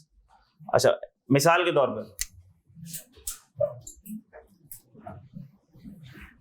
अच्छा इसकी मैंने मिसाल जो दी थी आज इस पे legal representative of a deceased individual, इसका मतलब क्या हुआ? मिसाल के तौर पर मिस्टर ए है, मिस्टर ए। अच्छा, अभी हमने टैक्स ईयर का डिस्कशन शुरू नहीं किया, पहले हैंडआउट में शुरू होगा, लेकिन सिर्फ अभी इतना बता रहा हूं कि जो टैक्स का साल होता है, टैक्स के हिसाब किताब का साल होता है, वो 1 जुलाई से शुरू होता है, 30 जून पे खत्म होता है। इस पे बड़ी तफसील से बात करेंगे, अभी सिर्फ इतनी बात कर रहा हूं मैं। यानी कि 1 जुलाई से साल शुरू हुआ, मिस्टर ए का साल शुरू हो गया होगा कब से? 1 जुलाई 2021 से। अच्छा, हुआ क्या? मिस्टर ए अपने जोरे बाजू के ऊपर कमाते रहे और 30 अक्टूबर 2021 को अल्लाह का बुलावा आ गया और दारे फानी से कूच कर गए। ठीक है भाई, उनको पता ही नहीं था 30 तारीख को जाने वाला हूं मैं कहा सर किसी को भी नहीं पता होता, किसी को भी नहीं पता होता कब उसका वक्त आ जाए। ठीक है भाई। अच्छा, तो 30 तारीख को दारे फानी से कूच कर गए, ठीक ठाक कमा के गए, छोड़ के गए। अच्छा, लेकिन सर ये जुलाई से अक्टूबर तक मिसाल के तौर पर कुछ तो कमाया हुआ इन्होंने कमाए 5 मिलियन रुपीस, सेठ पार्टी थे और जब चले गए, तो सर अब क्या इनके जाने के बाद ये जो इन्होंने इनकम कमाई थी उस पर कोई टैक्स देगा? नहीं कहा होगा। कौन टैक्स देगा सर? ये तो गए, तो क्या एफबीआर कब्र में जाके मुर्दे से भी टैक्स लेगा? मैं कहा एफबीआर नहीं बख्शेगा, किसी को नहीं बख्शेगा एफबीआर। ठीक है, एफबीआर किसी को नहीं बख्शेगा। यानी कि कब्र में एक तरफ फरिश्ते और ये तो खतरनाक सीन हो गया सर। नहीं कहा नहीं, ये जो इसके लीगल रिप्रेजेंटेटिव होंगे ना, ये जो इसके लीगल रिप्रेजेंटेटिव होंगे ना, लीगल रिप्रेजेंटेटिव सर, ये टैक्स वाला उसके लीगल रिप्रेजेंटेटिव के पास आएगा और कहेगा लॉ टैक्स दो, लॉ टैक्स दो। लेकिन सर लीगल रिप्रेजेंटेटिव जो था वो भी शातिर था, सीए का स्टूडेंट रहा था किसी जमाने में। उसने कहा I do not derive any amount chargeable to tax, how could I be a tax payer? I do not derive any amount chargeable to tax. मैंने भी इनकम की डेफिनेशन पढ़ी है, मैंने भी टैक्स पेयर की डेफिनेशन पढ़ी है। I do not derive any amount chargeable to tax. अच्छा, are you a representative of a person who derives an amount chargeable to tax? Yes, legal representative. ठीक है भाई। तो हमने कहा टैक्स पेयर की डेफिनेशन में सिर्फ वो नहीं है जो derives an amount chargeable to tax, जो खुद कमाता है। If you are a legal representative of a deceased individual, तो आप भी टैक्स पेयर की डेफिनेशन में आ गए हो। अब इसकी इनकम पे बनने वाला टैक्स आप दोगे। एक और सेक्शन आता है, आगे जाके हम पढ़ेंगे कि सर ये कितना टैक्स देगा। मिसाल के तौर पर मिस्टर ए विरासत छोड़कर गया 2 करोड़ की और टैक्स वाला आगे खड़ा हो गया, ये भाई तो मर गए लेकिन इनके सर पे तो 2.5 करोड़ का टैक्स था, तो ये बेचारा कितना टैक्स देगा? तो आगे जब हम वो सेक्शन पढ़ेंगे तो हमें पता लगेगा कि जो डिसीज्ड जितनी स्टेट छोड़ के गया है ना, उस हद तक लीगल रिप्रेजेंटेटिव टैक्स पे करने के लिए लायबल होता है। क्या बात समझ आती है? क्लियर है बात? ठीक होगा। अब आ जाओ अगली एग्जांपल पे। Agent in Pakistan of a foreign principal. मिसाल के तौर पर अज्यूम करते हैं कि मैकडॉनल्ड्स, अब मैकडॉनल्ड्स जाहिर सी बात है कोई पाकिस्तान की कंपनी तो नहीं है, अब वो फ्रेंचाइज मॉडल पर है, लाइसेंसिंग मॉडल पर है, मैं उसकी डिटेल में नहीं जा रहा। अज्यूम करो कि मैकडॉनल्ड्स ऑपरेशन अपनी कैरी आउट कर रहा है पाकिस्तान में, तो जाहिर सी बात है कमा भी तो रहे, इनकम भी तो अर्न कर रहा है, तो सर अगर इनकम अर्न करेगा तो टैक्स भी तो देना पड़ेगा। क्या ख्याल है, ऐसा है कि नहीं है? मिसाल के तौर पर सर माइक्रोसॉफ्ट कंपनी तो नहीं है पाकिस्तान में, लेकिन क्या माइक्रोसॉफ्ट अपने ऑपरेशंस कैरी आउट कर सकते हैं पाकिस्तान में? बिल्कुल कर सकता है। तो क्या अगर माइक्रोसॉफ्ट इनकम अर्न करेगा उसको टैक्स देना पड़ेगा? माइक्रोसॉफ्ट पाकिस्तान टैक्स देना पड़ेगा? बिल्कुल देना पड़ेगा सर। लेकिन सर क्या करें, बिल गेट्स को बोला है टैक्स पे करो भाई, माइक्रोसॉफ्ट ने इनकम अर्न की है। हमने कहा सर पाकिस्तान में जो ऑपरेशंस रन हो रहे हैं कोई ना कोई एजेंट होगा, कोई ना कोई रिस्पॉन्सिबल पर्सन होगा उस ऑपरेशन के लिए, वो रिस्पॉन्सिबल पर्सन ये टैक्स पे करने के लिए लायबल है। वो कह सकता है मेरी तो सैलरी सिर्फ 2 लाख रुपए और जितनी मेरी सैलरी है मैंने उसका टैक्स दे दिया, अब आप मुझे तंग मत करो, अब आप मुझे मत छेड़ो। हमने कहा बिल्कुल आपको हम तंग करेंगे। क्यों तंग करेंगे? Because you are agent in Pakistan of a foreign principal. तो आप अपना टैक्स पे करने के लिए तो लायबल हो ही हो, आपका जो फॉरेन प्रिंसिपल है उसकी भी इनकम पे जो टैक्स बनता है वो भी जमा कराना किसकी जिम्मेदारी है? आपकी जिम्मेदारी है। क्या ये बात समझ आती है बेटा? क्लियर? ये बात कोई टेक्निकल बात नहीं है, आसान सी बात है। डेफिनेशन को समझाने के लिए बातें बेसिक डेफिनेशंस हैं, इसलिए इनका समझना जरूरी है। अच्छा, एक चीज पर किसी ने गौर नहीं किया, गौर करना चाहिए था, पूछना चाहिए था। पढ़ो जरा इसको फिर से, इसको फिर से पढ़ो दिल की आंख से। हाँ, दिल की आंख से पढ़ो।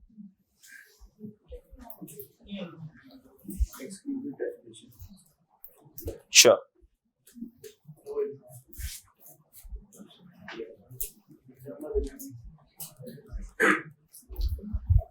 लिखा हुआ क्या है?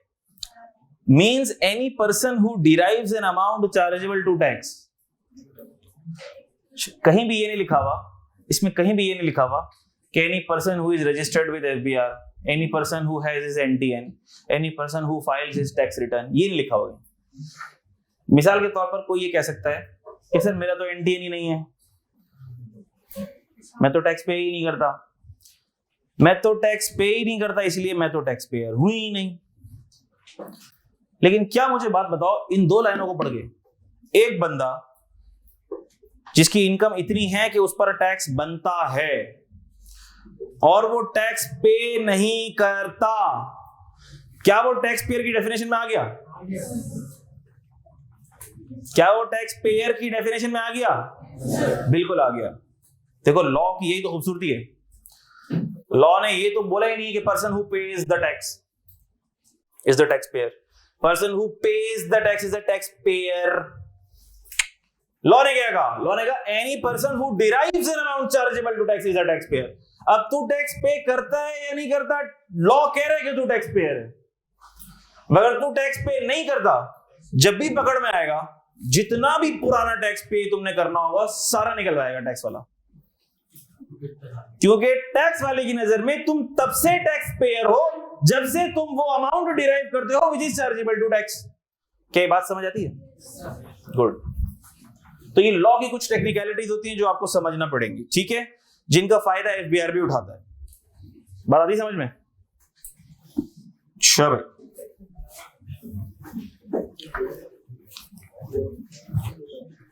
डेफिनेशन अभी कंप्लीट हुई नहीं।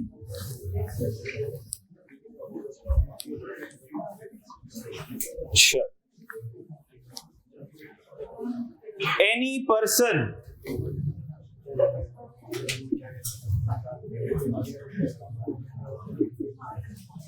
who is required to deduct or collect tax at source, लिख लो पहले। Any person who is required to deduct or collect tax at source, क्या मतलब हुआ इसका? अच्छा, थर्ड वर्ल्ड कंट्रीज में, जैसे हमारी कंट्री है, जो गरीब कंट्रीज होती हैं, थर्ड वर्ल्ड कंट्रीज होती हैं, जहां पर टैक्स की चोरी होती है, वहां पर लोग ईमानदारी के साथ टैक्स पे नहीं करते। अगर आप यूके की बात करें ना, या किसी डेवलप्ड कंट्री की बात करें, मिसाल के तौर पर अगर उसको बताई जाए कि भाई तुम्हारी जो साल की इनकम है ना, वो तुम्हारी साल की इनकम है 3 लाख, जीबीपी 3 लाख, कितनी है जीबीपी 3 लाख, उसको 3 लाख नजर नहीं आता, उसको नजर ही आता 2-10,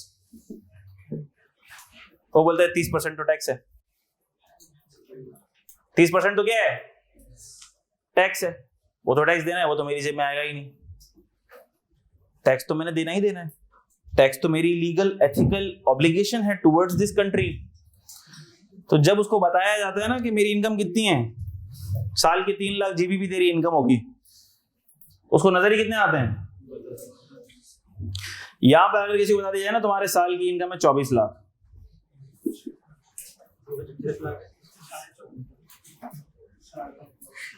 उसको इससे ज्यादा ही नजर आते हैं, उसको नजर आता है 26 लाख। क्यों? वो जाली पेट्रोल की स्लिप्स डलवा के ना वो भी रिम्बर्स करवाऊंगा मैं, 24 तो पूरे लूंगा कंपनी से, बाकी 2 लाख रुपए के जाली हॉस्पिटल के बिल और जाली पेट्रोल के बिल डाल के वो भी लूंगा मैं। तो उसको ये 24 भी नजर नहीं आता, कितना नजर आता है 26। तो भाई वो टैक्स वैक्स देने की बात, अभी कौन टैक्स देता है पागल, टैक्स कौन देता है, टैक्स वैक्स नहीं देंगे हम, ठीक है। तो आमतौर पर ये मिजाज होता है लोगों का। जब लोगों का मिजाज ऐसा होता है ना, तो फिर लॉ में ऐसे मेजर्स इंट्रोड्यूस करना पड़ते हैं कि मॉनिटरिंग और विजिलेंस स्ट्रिक्ट तरीन कर दी जाए, ठीक है। अब मैं एग्जांपल लेता हूं, AB एंटरप्राइजेस, कोई पार्टनरशिप फर्म होगी ना, A और B की पार्टनरशिप से AB एंटरप्राइज, ठीक है। और ऑब्वियस सी बात है कि ये कोई बिजनेस रन कर रही है। जब ये कोई बिजनेस रन कर रही है तो सर ये रेवेन्यू भी जनरेट कर रही है और एक्सपेंस भी इनकर कर रही है। और ये जो एक्सपेंसेस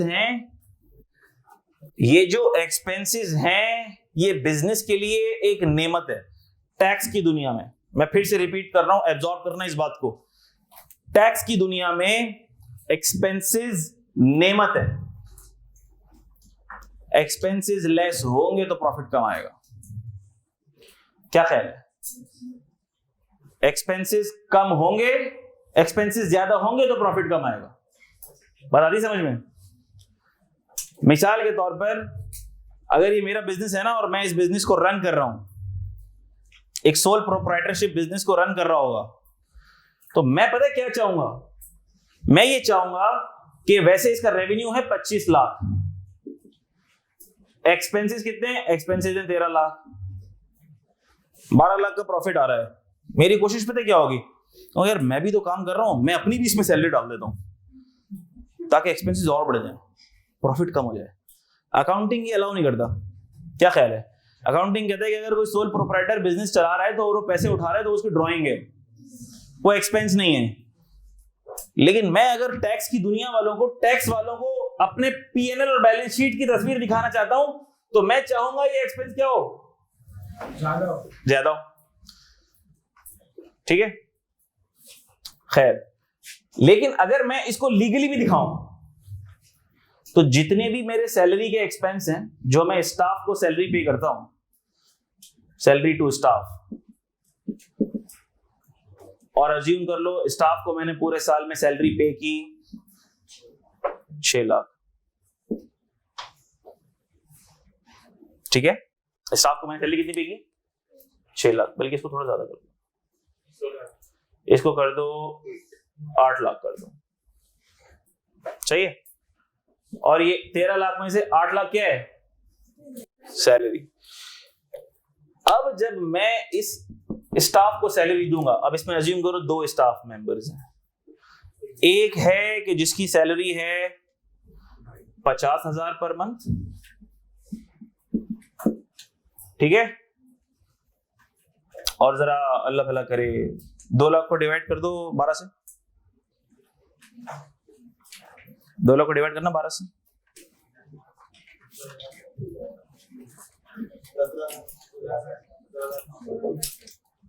16,000,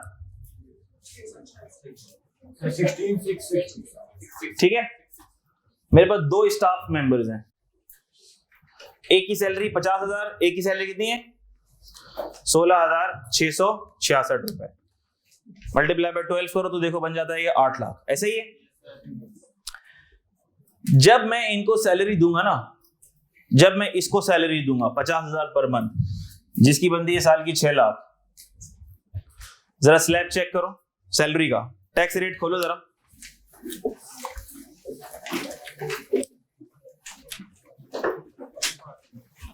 इसको थोड़ी सी बढ़ा दो, थोड़ी सी बढ़ा दो, इसको 55 कर दो, 6 लाख तक एग्जेम्प्ट है। सलाम कहना, 55,000 कर दो बेटा इसको, 55 मल्टीप्लाई बाय 12 करो,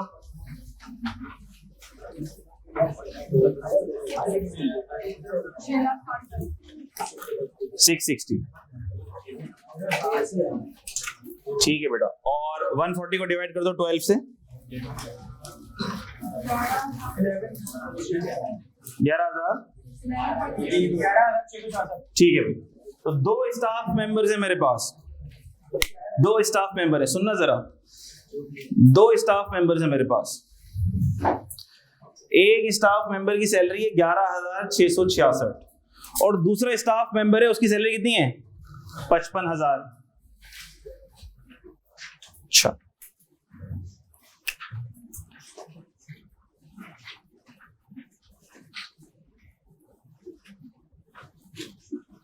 और सर ये लॉस में है, मेरा बिजनेस किसमें है, लॉस में। इस 26 लाख के एक्सपेंसेस में से सैलरी के एक्सपेंस कितने हैं 8 लाख, और 8 लाख में 2 लोगों की सैलरी है, एक की 11,666 पर मंथ, एक की 55,000 पर मंथ, जिसकी साल की सैलरी बन गई 6,60,000। अच्छा, मेरा तो लॉस है। जब ये लॉस है, अगर किसी बिजनेस का लॉस आ जाए, जरा मुझे बताओ क्या वो टैक्स पेयर की डेफिनेशन में आएगा?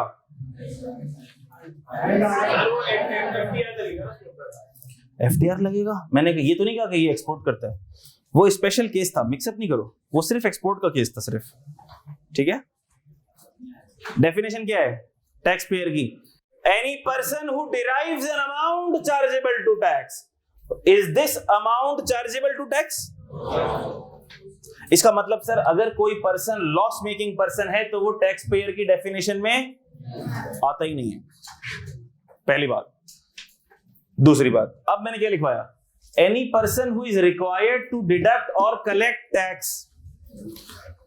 लेकिन इस एबी एंटरप्राइजेज ने एक ऐसा एम्प्लॉई हायर किया हुआ है जिसकी साल की सैलरी कितनी बनती है 6,60,000, और लॉ क्या करता है, लॉ इस पे जिम्मेदारी नहीं लगाएगा, लॉ इस बंदे पे जिम्मेदारी नहीं लगाएगा कि तेरी 6,60,000 सैलरी है, साल खत्म हो तो मुझे टैक्स दे देना, नहीं। लॉ को तो भरोसा ही नहीं है तुम पे, लॉ को तो भरोसा ही नहीं है। लॉ कहता है भाई अगर आपने पूरी सैलरी दे दी इसको, ये तो साल के आखिर में टैक्स ही नहीं देगा, गायब हो जाएगा। तो लॉ ने क्या किया, लॉ ने इस बिजनेस को पकड़ लिया गर्दन से। उसने बोला तुम्हारे अंडर जितने भी ऐसे एम्प्लॉइज हैं जिनको तुम सैलरी दे रहे हो, और अगर उनकी सैलरी टैक्सेबल लिमिट क्रॉस कर जाए, देखो सबके पास टैक्स रेट कार्ड दिया हुआ है, अच्छा, और आप सबके पास टैक्स रेट क्या हुआ है, पहले पेज पे जो पहला डब्बा है, where the taxable income does not exceed 6 lakh, यानी अगर 6 लाख के अंदर अंदर है सैलरी तो कोई टैक्स नहीं है। सर ये कहां लिखा हुआ है सैलरी की बात? अभी लिखा हुआ नहीं है, मैं इसको बताऊंगा आपको आगे, लेकिन अभी अगर टैक्सेबल इनकम 6 लाख तक है तो कोई टैक्स, लेकिन 6 से जैसे ही एक्सीड कर जाती है तो सर इसकी कितनी हो गई 6,60,000। 6,60,000 पर क्या टैक्स लगेगा? बिल्कुल लगेगा। कितना लगेगा? 5% ऑफ अमाउंट एक्सीडिंग 6 लाख, यानी 5% लगेगा 60,000 पर। कितना बनता है? 3,000। इस AB एंटरप्राइजेस की जिम्मेदारी है कि इसकी सैलरी में से 3,000 का टैक्स डिडक्ट करके गवर्नमेंट को जमा कराए। क्या बात समझ आती है? अगर इसका लॉस भी है तब भी ये इसकी जिम्मेदारी है। He is required to deduct और कलेक्ट टैक्स एट सोर्स। हमने कहा कि आपका लॉस आ गया है, इस लॉस की वजह से तो आप टैक्स पेयर की डेफिनेशन में नहीं आ रहे, लेकिन चूंकि आपकी जिम्मेदारी है कि आप किसी पेमेंट पर टैक्स काट के गवर्नमेंट को जमा कराएं, इसीलिए आपको हम टैक्स पेयर की डेफिनेशन में इंक्लूड करेंगे माजरत के साथ। क्या बात समझ आती? यानी कि अपना टैक्स पे नहीं कर रहा है, ये एम्प्लॉय की सैलरी से काट के टैक्स पे कर रहा है। और देखो मैकेनिज्म भी कितना अच्छा बनाया। अगर किसी कंपनी के अंदर 600 एम्प्लॉय काम करते हैं और उन सबकी सैलरी टैक्सेबल है, और अगर ये रूल ना होता तो टैक्स वाले को उन 600 लोगों के पास जाके टैक्स कलेक्ट करना पड़ता। क्या ख्याल है? उसमें से कितने लोग देते, कितने लोग ना देते?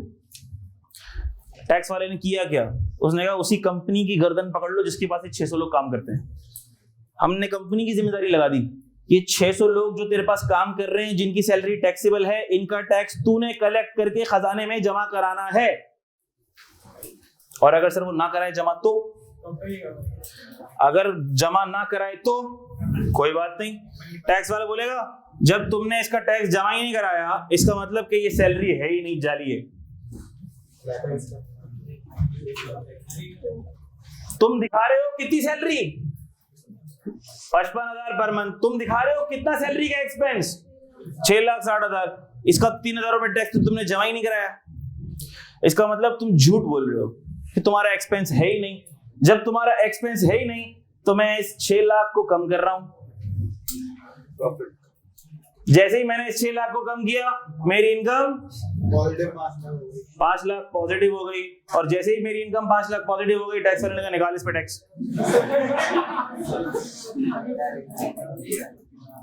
इसको कहते हैं एक्सपेंस डिसअलाउ कर दिया। सुनना, इसको कहते हैं एक्सपेंस डिसअलाउ कर दिया।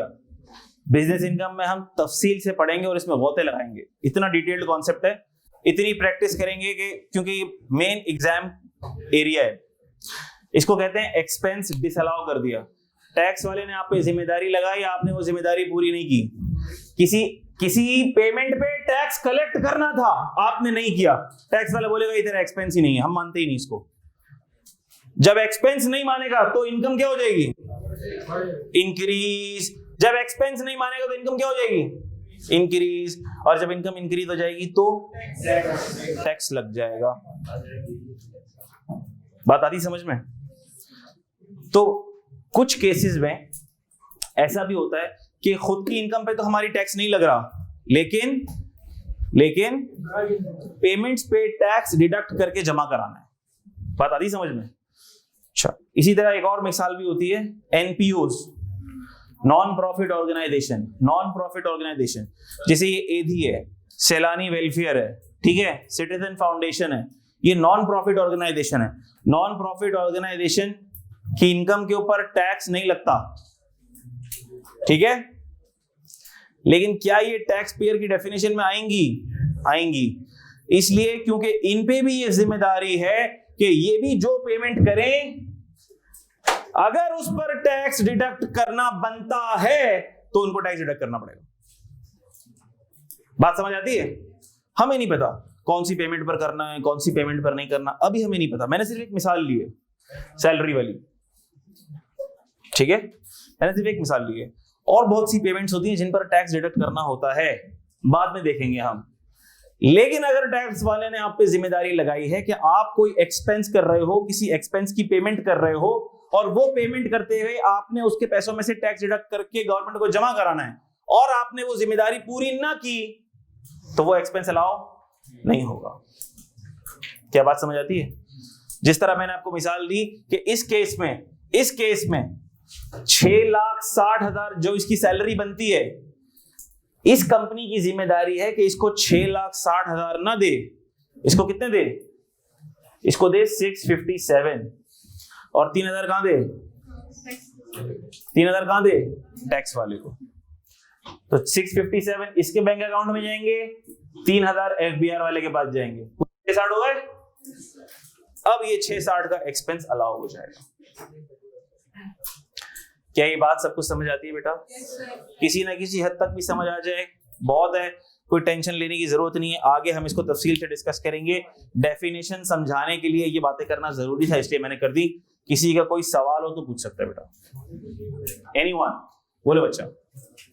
सर जो सैलरी में से टैक्स काट के पहले से और उसको टैक्स काट के दे रहे थे, वो फिर दोबारा बिल में किस बात का टैक्स?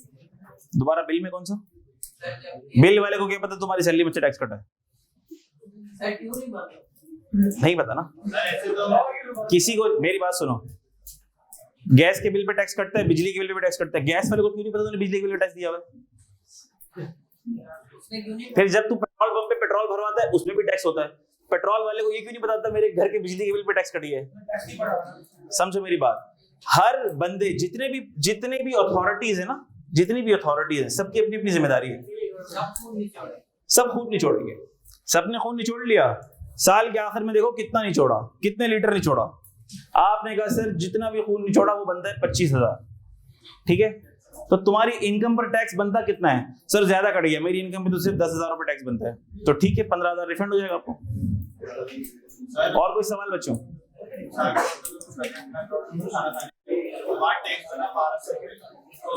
वो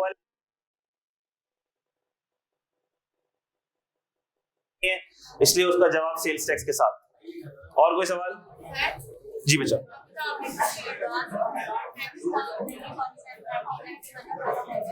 वो सिर्फ एक्सपोर्ट्स के ऊपर बेटा, मैंने इस स्पेसिफिक एग्जांपल ली थी, एक्सपोर्ट्स।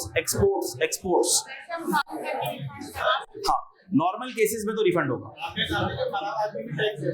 जी, रिफंड हो जाएगा उसके बच्चे को। आराम से बेटा, प्लीज प्लीज, बातें नहीं होंगी। बोलो बेटा। 5 लाख टैक्सेबल है या नहीं? कौन से? अगर टैक्स वाला, अगर इसने ये टैक्स ना काटा, सुनना, टैक्स 6 लाख है, मतलब 6 लाख के ऊपर है ना टैक्स? 6 लाख के ऊपर है ना, अगर 6 की है तो मतलब रेट के हिसाब से। अभी मैंने आपको बताया नहीं है, मैंने आपको पहला डब्बा चेक करने को बोला है, ठीक है? अगर आप दूसरा डब्बा चेक करोगे ना, जो दूसरे कॉलम पे आता है, तो मिनिमम इनकम 4 लाख है। पहला डब्बा कब यूज करना है, दूसरा डब्बा कब यूज करना है, ये मैं बाद में बताऊंगा, ठीक है? क्लियर है बात? बोलो बेटा।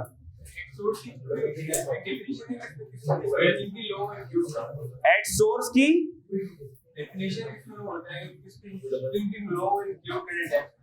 टैक्स एट सोर्स की, जो एट सोर्स का सेक्शन है 153, उसके अंदर पूरी लिस्ट दी हुई है कि किसकी जिम्मेदारी है टैक्स काटना। किसका टैक्स काटना है ये नहीं लिखा हुआ, किसकी जिम्मेदारी है टैक्स काटना। मिसाल के तौर पर अगर मेरी जिम्मेदारी है तो अब मैं टैक्स काटूंगा, है लिस्ट है पूरी। सेक्शन 153 आपके कोर्स का पार्ट नहीं है। और कोई विचार? कोई टेंशन लेने की जरूरत नहीं है, कीप थिंग्स सिंपल, ठीक है? अभी हमने सिर्फ ये कहा है, अभी इस पूरे कॉन्सेप्ट का जिस्ट क्या है, इस लाइन का, मैंने कहा इस लाइन का जिस्ट ये है कि ऐसा हो सकता है कि कोई ऐसा पर्सन हो जिसका लॉस आ रहा हो, फिर भी वो टैक्स पेयर की डेफिनेशन में आ जाए। क्यों आ जाए? क्योंकि लॉ ने जिम्मेदारी लगाई है उसके ऊपर। क्या जिम्मेदारी लगाई है? इससे टैक्स कलेक्ट करके देना है तूने, बस खत्म। बेसिकली जब थर्ड वर्ल्ड कंट्रीज में हर बंदा टैक्स चोर होता है ना, तो इसको इसकी निगरानी पे लगा दिया, तू इससे टैक्स लेके देगा, इसको बोला तू इससे टैक्स लेके देगा, आप इससे टैक्स लेके देंगे।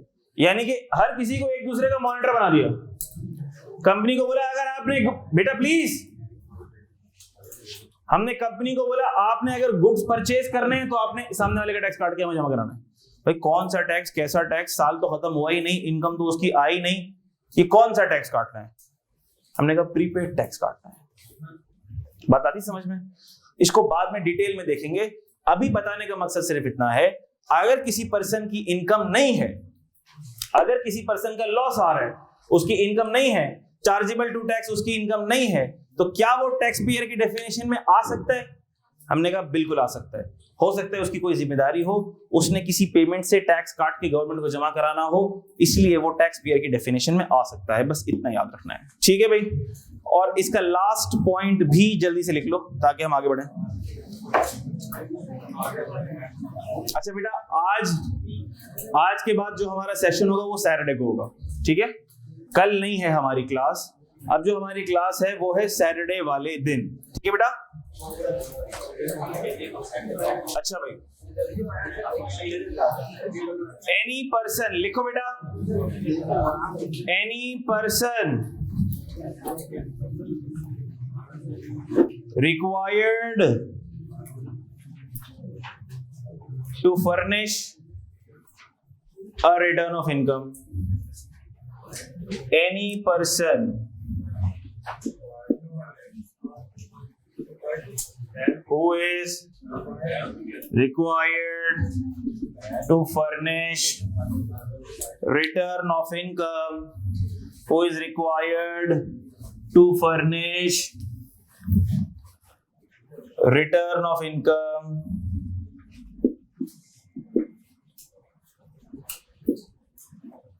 under section 114, any person who is required to furnish return of income under section 114.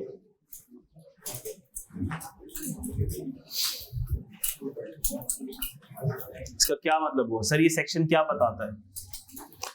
Sure.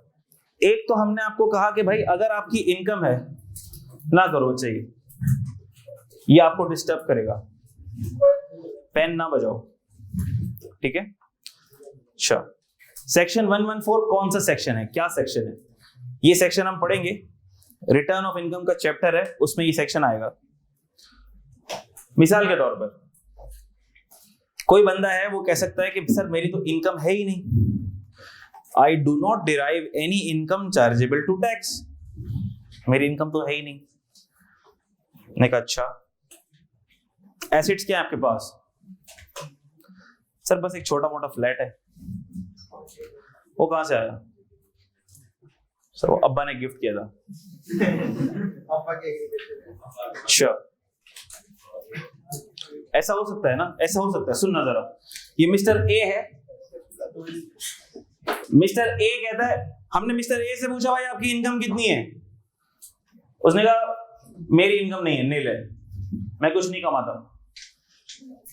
हमने कहा यार अभी हमने नीचे देखा आप गाड़ी में आ रहे थे, आप गाड़ी में आ रहे थे किया स्पोर्टेज में,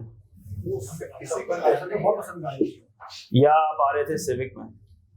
हमने देखा माशाल्लाह आप सिविक में आ रहे हैं, आपकी गाड़ी? हाँ मेरी गाड़ी। लेकिन अभी तो आपने बताया है कि आप कुछ अर्न नहीं करते, इतनी महंगी गाड़ी कहां से आएगी? तो ये आप पर्सनल सवालात पे आ गए हैं, आप अपने काम से काम करते हैं।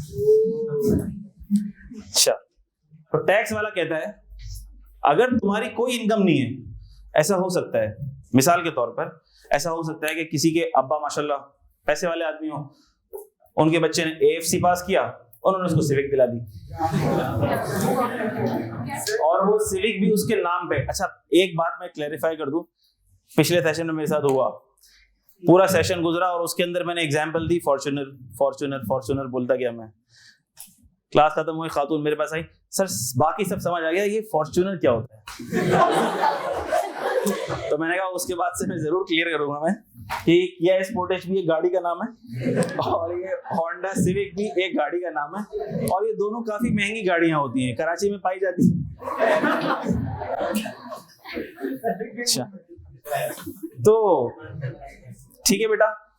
अच्छा ऐसा हो सकता है कि किसी का AFC पास हुआ और अब्बा ने खुश हो गए कि मेरे बच्चे ने तो CA की पहली सीढ़ी ठक से पार कर ली, उन्होंने होंडा सिविक की चाबी लाके, बेटा ये तेरी गाड़ी है। अब्बा किसके नाम पे? बेटा तेरे नाम पर है, गाड़ी के कागजात भी तेरे नाम पर है ताकि तुझे कोई टेंशन ना हो। अब इनकम तो वो काफी कुछ नहीं कमाता, पढ़ रहा है, फुल टाइम स्टूडेंट है, सर क्या उसको रिटर्न फाइल करना है? Is he a tax payer? Is he a tax payer? हमने कहा सुनो, any person who is required to furnish return of income under section 114। हमें नहीं पता 114 क्या है, लेकिन इस सेक्शन 114 में लिखा हुआ है जिसके पास 1000 सीसी से ऊपर की गाड़ी है, उसकी इनकम है या नहीं है, रिटर्न फाइल करेगा। टैक्स वाला कहता है तू रिटर्न तो फाइल कर, फिर हम खंगाल लेंगे पैसे कहां से आए। आप रिटर्न तो फाइल करो, क्योंकि आपके नाम पे क्या है, गाड़ी है। आपके नाम पर 500 स्क्वायर फीट कुछ इस तरह की कंडीशन है, इससे ज्यादा का रेटिंग एरिया में कोई प्लॉट है आपके नाम पे, तो टैक्स वाला कहता है भले तुम्हारी कोई इनकम नहीं है which is chargeable to tax, लेकिन तुम्हारे पास 1000 सीसी से ऊपर की गाड़ी है, हाँ है मेरे नाम पे, तुम रिटर्न फाइल कर दो। आप रिटर्न फाइल करो, इनकम नील, एसेट 40 लाख रुपए। टैक्स वाला बोलता है फिर मैं खुद पूछ लूंगा पैसे कहां से। मार्केट में तो आओ, मैदान में तो आओ, रिटर्न तो फाइल करो। क्यों रिटर्न फाइल करूं? Because you are a tax payer. I am not a tax payer, yes you are a tax payer, क्योंकि हमने टैक्स पेयर की डेफिनेशन में लिख दिया कि वो लोग जो सेक्शन 114 में आते हैं, और सेक्शन 114 में वो भी आता है जिसके पास 1000 सीसी से ऊपर की गाड़ी है। And this is a good step, because if you do not earn any income और आपके नाम पे कोई एसेट है, तो सबसे पहले क्वेश्चन मार्क लगना चाहिए एसेट कहां से आया। फिर आप बताओ ठीक है गिफ्ट मिला था, कहां से मिला था, अब्बा ने दिया था, तो फिर अब्बा का टैक्स रिटर्न दिखाओ। अब्बा के टैक्स रिटर्न में तो साल की इनकम आ रही है 2 लाख रुपए, अब्बा के रिटर्न में तो साल की इनकम मिसाल के तौर पर आ रही है 2 लाख रुपए, और अब्बा ने गिफ्ट कितना दे दिया, 40 लाख रुपए। टैक्स वाला कहता है फिर हम पहुंच जाएंगे शजरे तक आपके, ठीक है। तो ये बेटा टैक्स पेयर की डेफिनेशन है, ये बेटा टैक्स पेयर की डेफिनेशन है। इसके बाद हमारे पास, इसके बाद हम किसका कॉन्सेप्ट शुरू होता है हमारे पास, टैक्स रिजीम्स का। बहुत इंपॉर्टेंट कॉन्सेप्ट है टैक्स रिजीम्स का कॉन्सेप्ट। क्या सबने कॉपी कर लिया ये? अच्छा, टैक्स रिजीम्स के कॉन्सेप्ट के ऊपर मैं डिटेल में तो नहीं आऊंगा, बस इसका मुख्तसर से तारुफ आज बयान करूंगा और बाकी सैटरडे की क्लास में। Tax regimes, tax regimes, heading डाल लो बेटा।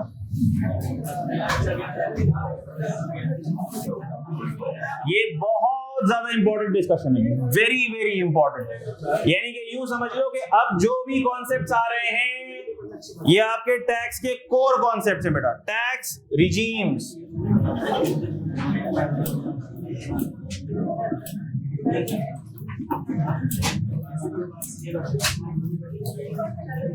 अभी मैं सिर्फ हेडिंग डलवा रहा हूं आपको।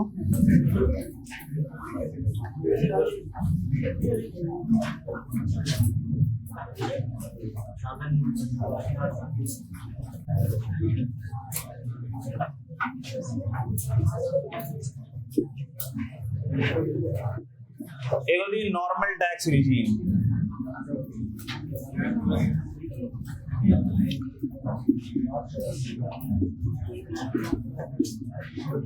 एक होती है final tax regime,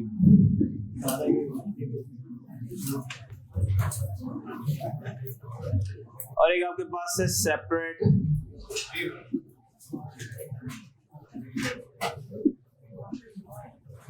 block of income.